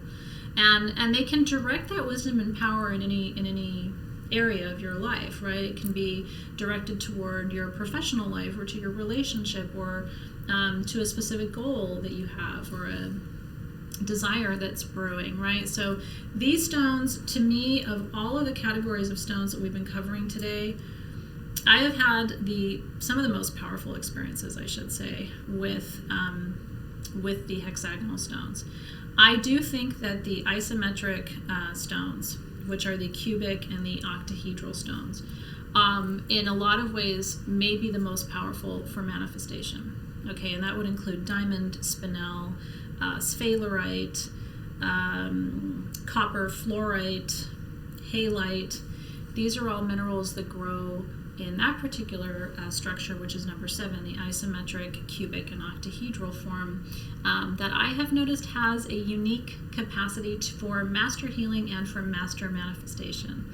So when people ask me, like, what's the most important stone for manifestation, I usually say, we have a lot of stones, right? Arvedzenite is very important for manifestation. Citrine can be very powerful for it, but certain stones like spinel and diamond have the ability to spin energy in a unique way, even more differently in my experience, and more powerfully than quartz, because of their unique structure and how their structure operates. There's also a balance in this particular category of stones that's even more profound than the balance that we find in the hexagonal stones. And that may be part of why there's a resonance there. So this is the shape we're talking about, right? This sort of diamond shape. And diamonds actually do grow in this exact shape. They're carved into or cut into whatever shape of diamond you prefer. But in their natural form, they look like this. And so do fluorite octahedrons, right? Magnetite octahedrons all sort of look like this exact thing. Spinel is octahedral, so it's going to grow in this exact structure too. I have a pink one on my nightstand that looks just like this. It is not this big. It's a little cutie, but it's a powerful piece. So so for me, I go by the properties of the stones, but I also look to these groupings that I've been sharing with you today. And by the way, in the isometric cubic octahedral structure, we have 3 axes at right angles to each other, and that's what defines this particular structure. And there are 9 planes of symmetry in relationship to each other. So, so that, like I said, includes. So there's a statement called equality of measure that's present in this particular category in the isometric, cubic, and octahedral that is not present in the other stone structures. And I think that that is partly what lends it a frequency that to me feels more powerful. But I'm very curious about your experiences with these stones too. You may feel like, no, the hexagonal stones are so much more powerful because X, Y, and Z, you've had experiences where those stones have been more useful for you. So I think it really depends on your personal experiences too with some of these crystals. How you connect with them and resonate with them is going to be a function of the experiences that you've had with them too, because each category of stones I've shared with you today has really cool stuff in it. I mean, there isn't a single category where you're like, well, those are all the boring stones. I mean, they're all exciting. There's amazing beauty in each one of those categories. And so I think it's about looking holistically at the crystals in those categories, your experiences with them, which might be kind of fun for you to journal about.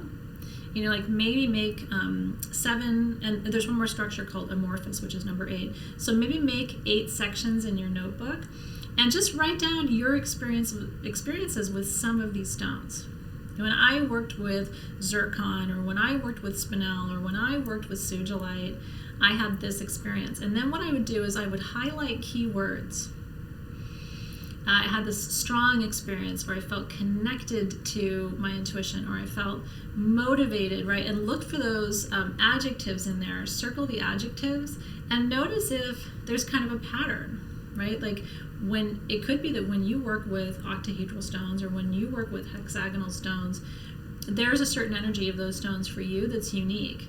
Remember too that we also have numerology in the mix here, right? So hexagonal stones, XC means 6 in Greek, so there's 6-sided stones.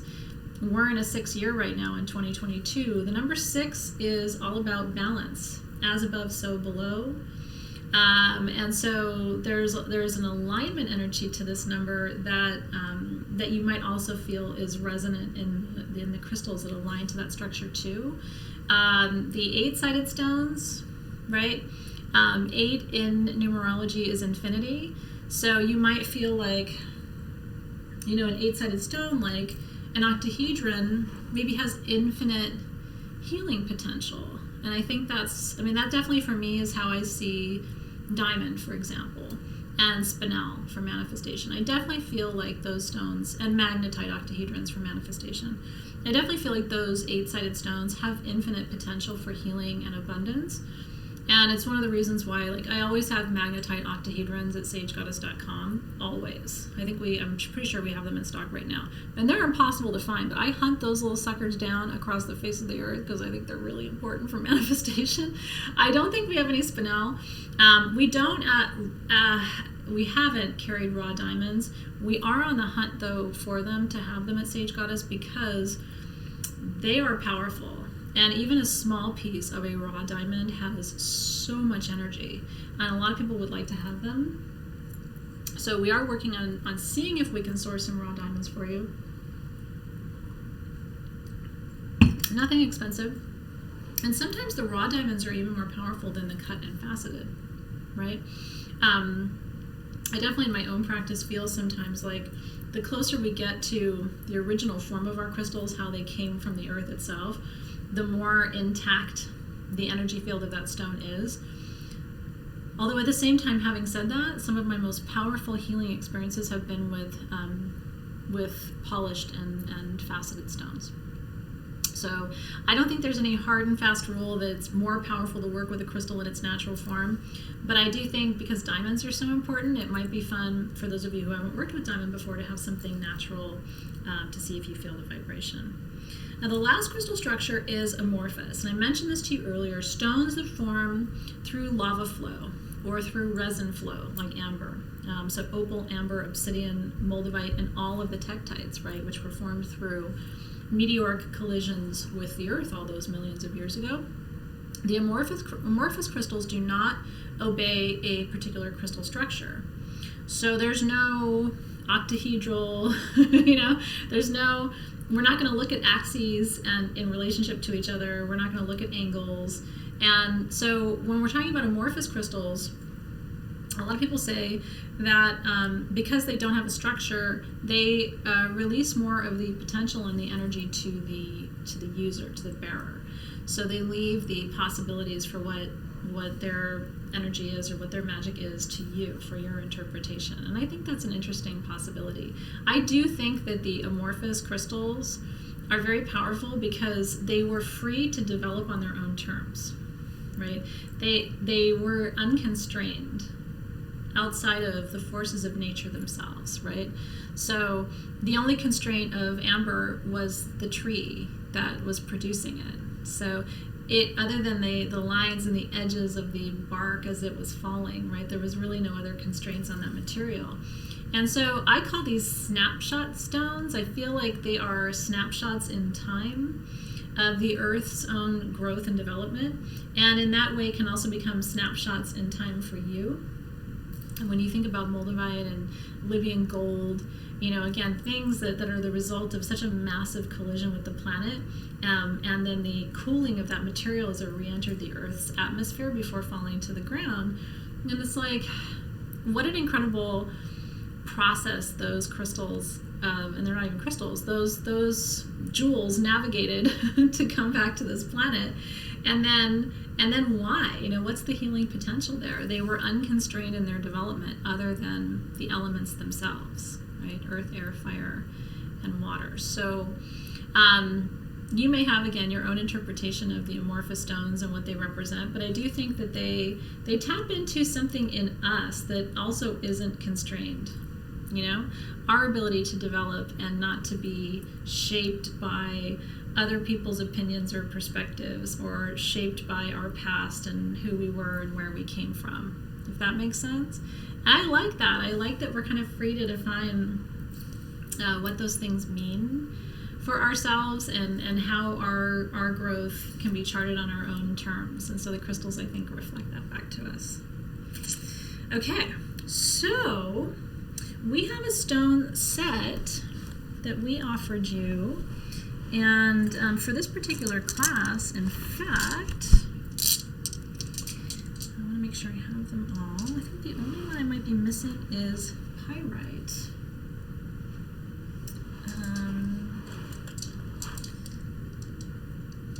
Actually, let me double check that I have the right set. Actually, this set doesn't have pyrite in it. I think we have a different set for you with pyrite.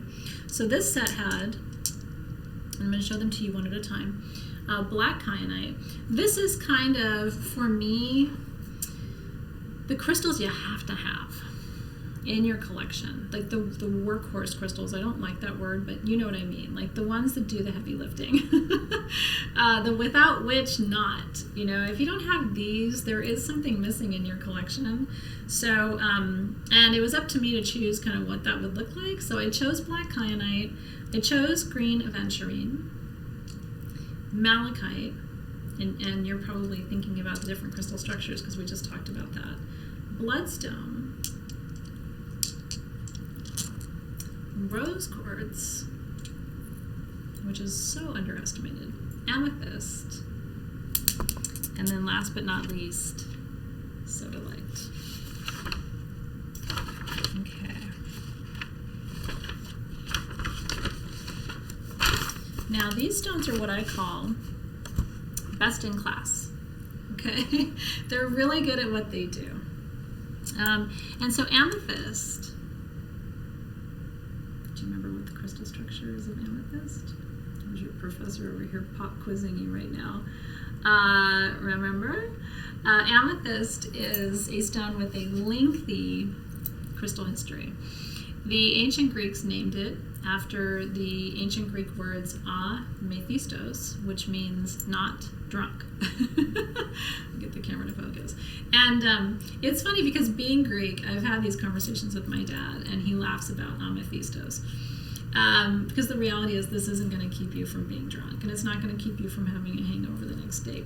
But it is a stone for peace, and the ancient Greeks really did put it in their chalices when they were drinking their wine at their bacchanalian festivals. They really did. But there are people who really do believe that amethyst is good for headaches, for example, that it can relieve some of the inflammation that causes headache pain. So I like working with amethyst for a lot of different reasons. For me, it's primarily peace. When I need to feel reminded that I have a source creator, that I'm not running this show, that there's a higher power, amethyst is kind of my go-to for that. And as I told you, I love it so much, it kind of had to be in the set because it's kind of where my whole journey began, as you know. And I do think it's a beautiful stone. It aligns to your crown chakra, and your crown chakra is your crown. It's your it's the chakra that represents your divinity, you know, your ability to be in this world but not of this world. And that's how I think of amethyst. And I love the fact that, like I said, I was raised by women who were born in February and really embodied so many of those beautiful Aquarian qualities of service and love and commitment. And they were both such women of faith that it's interesting to me that their birthstone was the primary crown chakra stone. So that's why amethyst is in this set. I feel like it's a crystal secret, amethyst, because it does so many different things. It can help with headaches. It really will help you sleep better. It does help to connect you with your source creator. It can calm you down if you're in a state of panic. It can lift your spirits if you're feeling depressed or discouraged. So all the stones that are in this set kind of do double and triple duty, and that's why I was calling them workhorse stones. I feel like there's almost nothing that, you know, you can't do with this particular set. The next best in class, well, this one I don't have in my set. I don't even have a piece here to show you. I can grab one from my crystal healing tray. Give me just a second.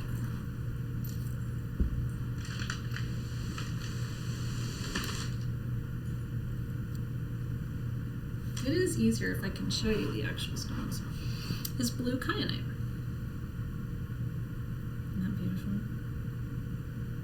So I'm not sure what your piece in your set looks like, but I do know that there was a piece in your set, or should have been a piece in your set. Blue kyanite, best in class for balance. And alignment. So alignment is really key for us as crystal healers. Alignment is one of our secret weapons as crystal healers, because what most people don't realize is that they're struggling with misalignment. They think it's all these other things, right?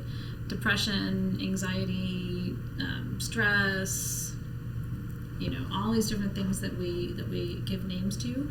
That really at their core are a misalignment in our energy field. When we are anxious and stressed, we just need to let the energy flow, right? We stop our breathing, we contract, and then all of a sudden we have chest pain and all these things. That it all stems from being out of alignment. When we're in alignment, we can run energy efficiently, and we don't end up in a state of stress and panic. I know that might sound intense, but I really believe that's true. We have to be able to find a way to regulate the energy. That, for me, is the goal of crystal healing, and the goal of energy work more broadly is to learn how to run energy so that you're not relying on,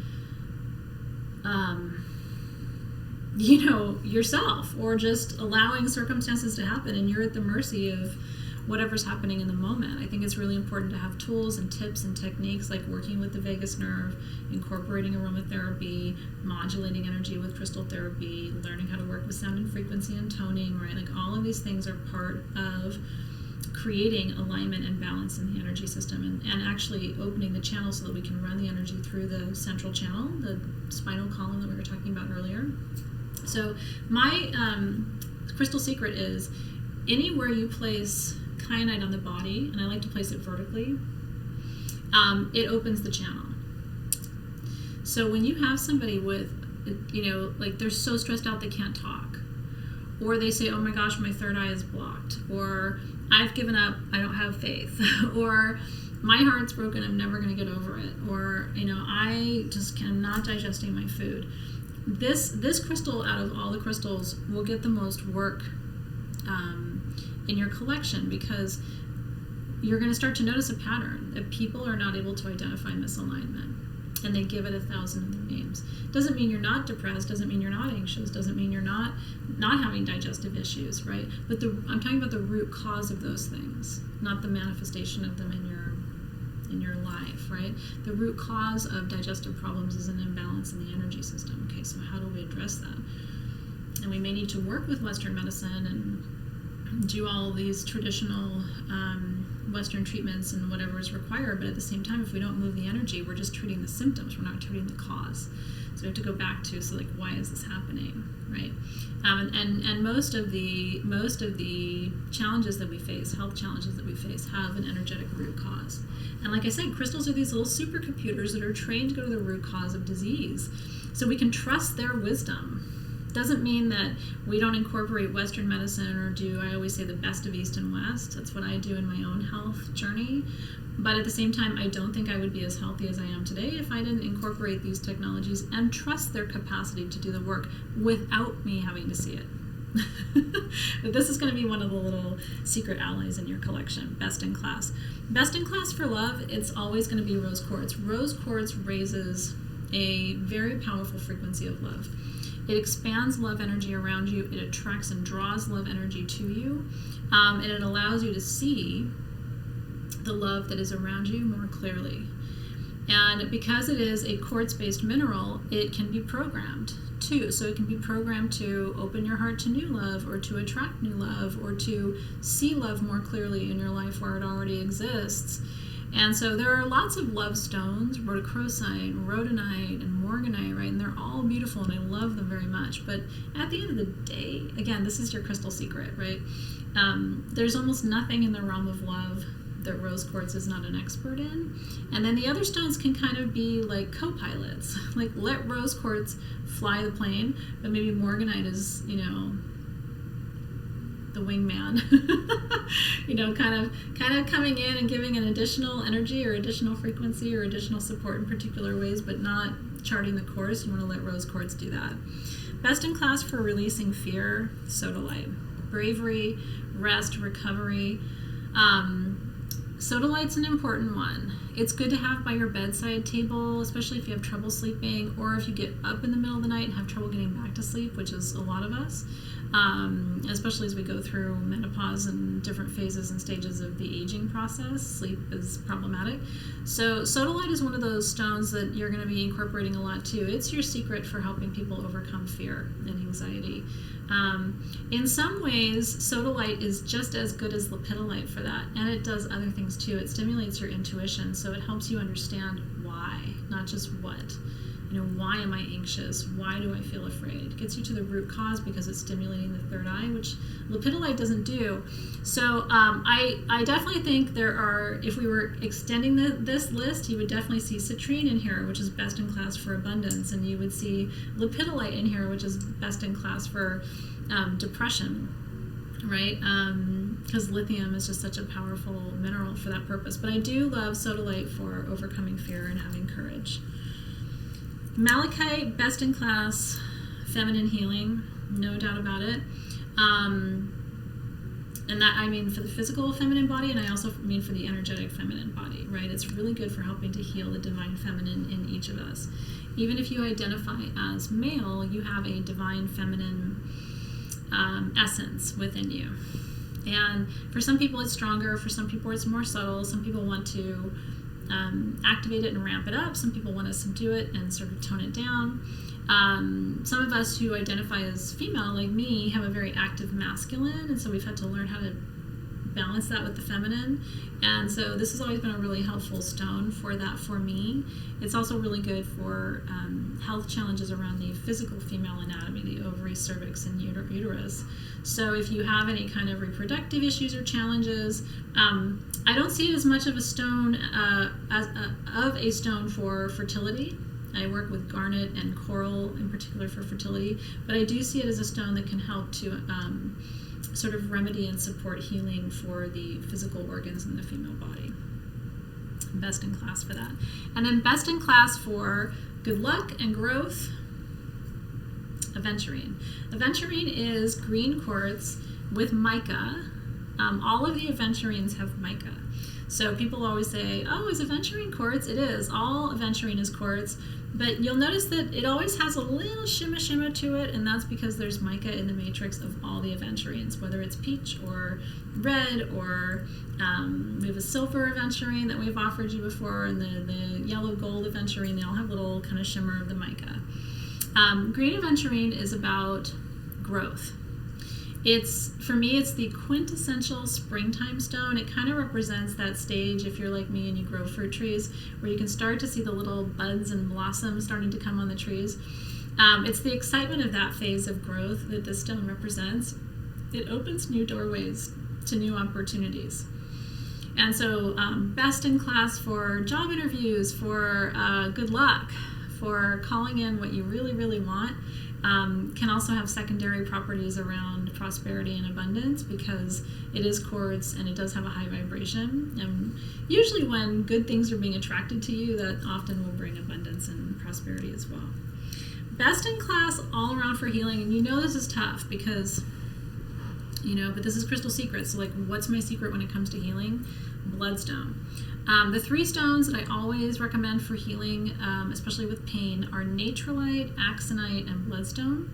Bloodstone's the most affordable. It's the most common. It's a fusion of red and green jasper. There's a little bit of gold in there too that you can see. And bloodstone, in my experience, is actually really good for physical comfort, relief from pain. So a lot of people just really physically apply it to the body. We used to have little flat pieces, and I had customers who would take a piece of an old t-shirt and kind of strap it around their arm or their shoulder for rotator cuff issues. It's best in class for healing though, because that green jasper is just magic for healing. Are there more powerful healers in the gem and mineral worlds? Sure there are. Sugilite, I would say, is probably the most powerful, certainly the most expensive.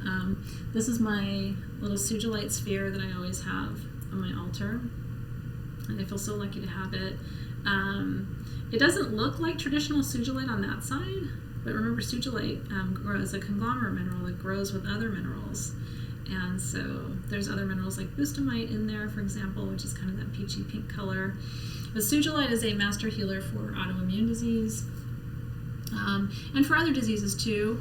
There's so much information out there and so many testimonials from so many different parts of the world, by the way, which is why the price of sugilite has just skyrocketed. And most of the really good, really vibrant purple sugilite is no longer in the mine. What's there now is very dark and mostly manganese, because remember that sugilite is an ore of manganese. So anyway, back to bloodstone though. From my perspective, the really powerful healing stones like natrolite and sugilite are extremely expensive. And what I tell people is start with something that we know is effective and is more affordable and accessible, especially for your clients. So that's why it's my Crystal Secret. And then you can always graduate to some of those more accelerated stones, those more advanced stones, and then the more rare and unique stones too. And then best in class for clearing. This little powerhouse. This is one of my best Crystal Secrets because it's easy to have with you everywhere you go. You can even wire wrap it and wear it. I have a wand. So this is my clearing wand. This is a titanium aura sphere and titanium aura quartz, so it raises the frequency and then it clears, and it's got a topaz there as well. And so this is my little boop to instantly clear anything, and I always keep that right near my altar. So black kyanite has that property of being able to clear anything that it touches without needing to be cleared. It doesn't hold a vibration. So it's not like, oh, it's cleaned so many things that now it's so dirty. It really is this kind of self-cleaning little miracle. It forms these little fans and blades. Most of ours comes from Brazil. And it's one of my favorites. And one of the most popular questions I'm asked is, are blue kyanite and black kyanite interchangeable? My answer is no. They're really not the same mineral. Just like green kyanite and orange kyanite are not interchangeable, right? Those are the 4 primary colors of kyanite. The blue is for balancing, the green is for healing. The orange kyanite is really powerful for aligning the lower chakras, and then the black kyanite is really powerful for cleansing and clearing. So if you do not have this in your crystal collection yet, this is your best kept secret for how to clear your crystals. And so like I said, best in class, these are your crystal secrets. Best in class for healing, bloodstone. Best in class for love, rose quartz. Best in class for clearing, black kyanite. Best in class for peace is amethyst, and also for spiritual connection. Best in class for fear relief and also better rest and sleep, that's sodalite. Best in class for divine feminine energy and healing, that's malachite. And then best in class, I don't think I said this already, for growth and good luck is green aventurine. Okay, now I wanted to take a moment to talk to you about, just for the last 10 minutes of our time together, what are the things that you should have in your collection, your crystal collection, that are, from my perspective, the most often used, right? The kind of the most important tools in the toolkit. And one of the things that you're going to use most often this year is a wand. Now, if you're in Soul Shift, you're actually getting a really perfect double terminated wand as part of your January tools, and that's because of what I'm telling you right now. I would go so far as to say I would not be able to do crystal healing work without a double terminated wand, and because of that, it seemed irresponsible not to provide you one this year. So that's why the centerpiece of your January Soul Shift kit is the double terminated wand. I kind of backed you up in Crystal Masters with your bracelet, because your bracelet is made up of all double terminated crystals. I'm sure you realized that. And so you kind of have a lot of little wands around your wrist, and I would say you can probably use it in much the same way. You may want to, if you did not get the January Soul Shift tools, or you don't have a wand in your collection of any kind, you may want to acquire one. We always have them at Sage Goddess on our website. We have them in our live gem sales. You can find them everywhere, right? If you have other places you like to shop for crystals, or you can make your own. I love to go hiking with Zoe. This is a great time of year to go out and find some fallen branches, bring them home, and glue. I use E6000. Quartz points to either end, wrap some beautiful sari ribbons around the body. I taught a free class on how to make wands. It's on YouTube still, so you can go back and watch that. It's kind of a fun one, and you can bring your kids to that, or your niece and nephew or grandkids, and get them involved. So if you don't have a wand, maybe in this week off we have before classes really get going, it might be good for you to sit and make a wand, go back and watch the class, or order one from a place that you like. There's 2 different kinds of wands you're going to be working with in the year ahead. One is a single terminated wand, and one is a double terminated wand. A double terminated wand has 2 terminations, hence the name. A single terminated wand has 1 termination. On the top of a single terminated wand is usually a sphere. This is my favorite single terminated wand that I got in Tucson 6 years ago. I've had it for quite a while. It's a little chipped on the bottom, a little tiny bit, but it's still very powerful, and I love it with all my heart. And then this is a double terminated Lemurian wand, which gives it a very powerful energy as well. The difference between them is a double terminated wand allows you to send and receive energy at once. A single terminated wand is only going to send or receive, but not both. So this is what we call a transmitter, okay? This is just radiating energy in all directions. if you could see what this does in a higher dimension, you would see that it almost, remember I was telling you about the kind of gauze between your fingers that is your aura, your energy field. It literally is like manipulating that energy all the time. It's like you can sew it, right? You can mend the field with quartz. And what you can do as you're going through and mending the field, you can imagine calling in the healing energy that you need to mend it through the other end. Now, you can do a similar exercise with this. You can ask that the energy that's needed to mend your field comes into the sphere, and then you can work it through your field or your client's field, right? Wherever you feel like it's needed. This is good to do when you have pain. Now, there's a third type of wand called a Vogel, where one side of the wand is thicker than the other. We will talk about Vogels later this year in Crystal Masters. It's going to come up when we talk about psychic surgery and energetic removal, and that's when we go to Mexico in the spring. So we will come back to that conversation later. That is a very specific type of double terminated wand. The one that came with your Soul Shift kit is not a Vogel. It is called an obelisk wand. And I'll explain why I chose that particular shape. It was to harness the energy of the 4 directions. Usually wands are 6-sided. I thought having a 4-sided wand for our work this year would be very powerful, especially for a lot of us who just came out of a year of alchemy, which is really the study of learning how to work with the elements to create magic and transformation. So in any case, we'll come back to Vogels and talk more about them later. You'll want to have a wand for a couple of reasons. Now, you always see me open my circle with selenite, right? This is my trusty, tried and true selenite wand that I use every single time I do ceremony. But you can also open and close circles with quartz. You do not have to use selenite for that purpose. Selenite's nice because selenite is just this really pure white light. If you got the grid set for the Journey to Aditon, which is your other bonus class that I hope you love, it has a beautiful thick bar of selenite in it, and that is perfect for opening and closing circles for this whole year ahead, so you don't need anything else. That can be your functioning wand opening or circle opening wand for the rest of the year.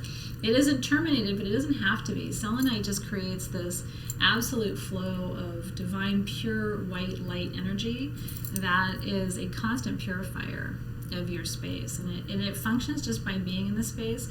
But when we open a circle with selenite, we really just are literally casting a glow of that divine, pure white light around us, and it keeps us, in my opinion, safer when we do spiritual work, especially if we're raising energy, as we do in ceremonies when we're doing manifestation work or anything that requires the kind of gathering of energies from different directions. Okay, so let me make sure that I covered everything. The only other thing you might want to have on your altar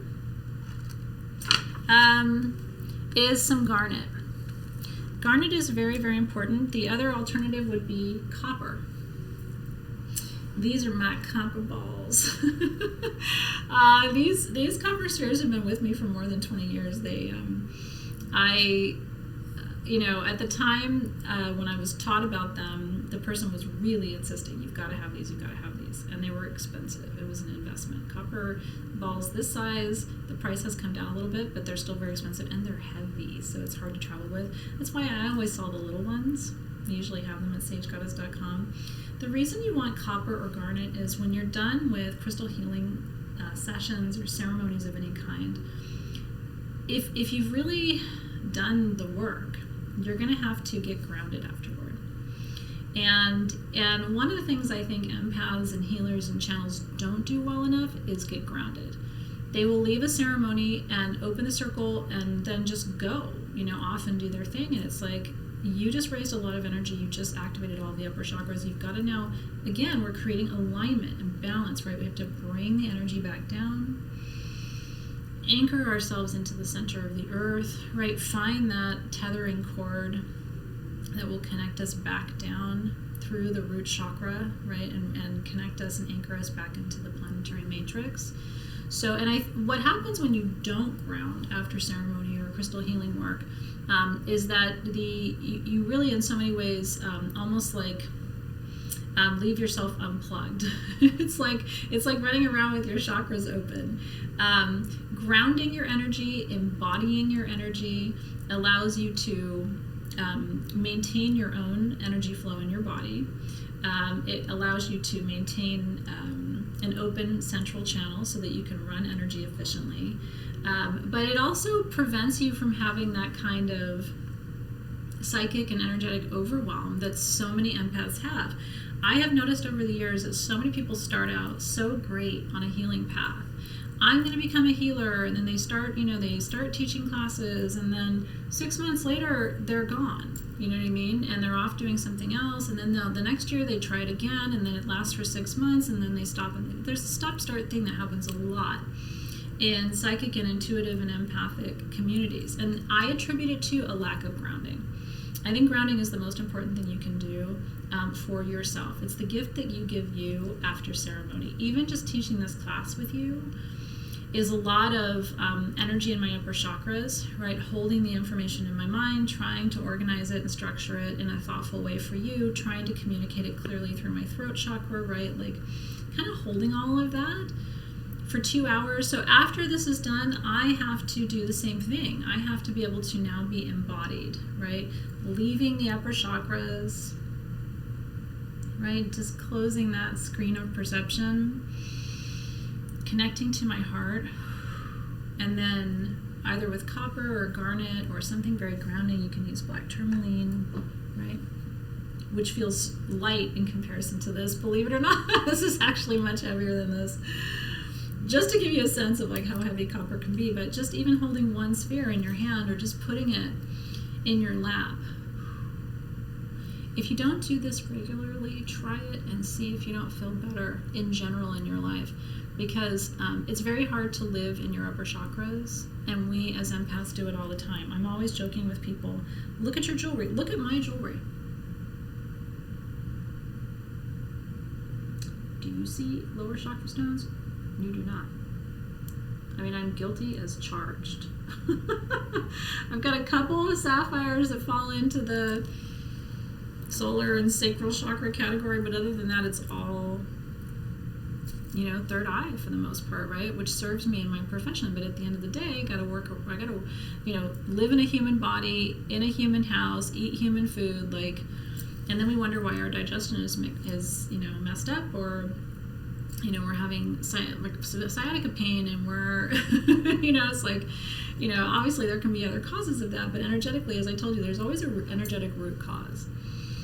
That's what we believe in my path anyway. And so getting to that root cause is really about understanding that there are certain things in our practice that aren't sustainable. And one of them is we don't ground ourselves well enough. So I would add garnet or copper or tourmaline or hematite to your collection, just for that purpose of just gently coming back down. Hematite can be a little too hard too fast when it comes to grounding, but the other stones are sort of my preferences. My favorite is almandine garnet, but if you can't get almandine garnet for whatever reason, or you prefer copper, copper is going to do a really great job of conducting and moving that energy through the field. So I would definitely make sure you have a piece of copper in your collection. And the little spheres or the little cubes or whatever, those are nice shapes to have. And the smaller the better, because copper is naturally heavy and you don't want it to weigh you down while it's weighing you down. And so that brings us to the end of Athena's Crystal Secrets. I hope that you learned some secrets in today's session. I hope that there was something in this that was new and interesting for you, even if you've been doing this your whole life, which a lot of you have.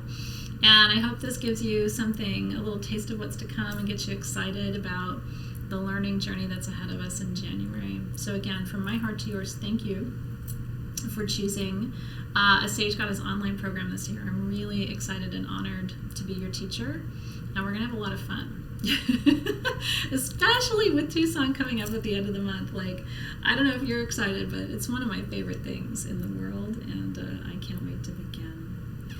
So thank you for being here, you guys. Take good care until I see you. Enjoy. Be well. See you in class.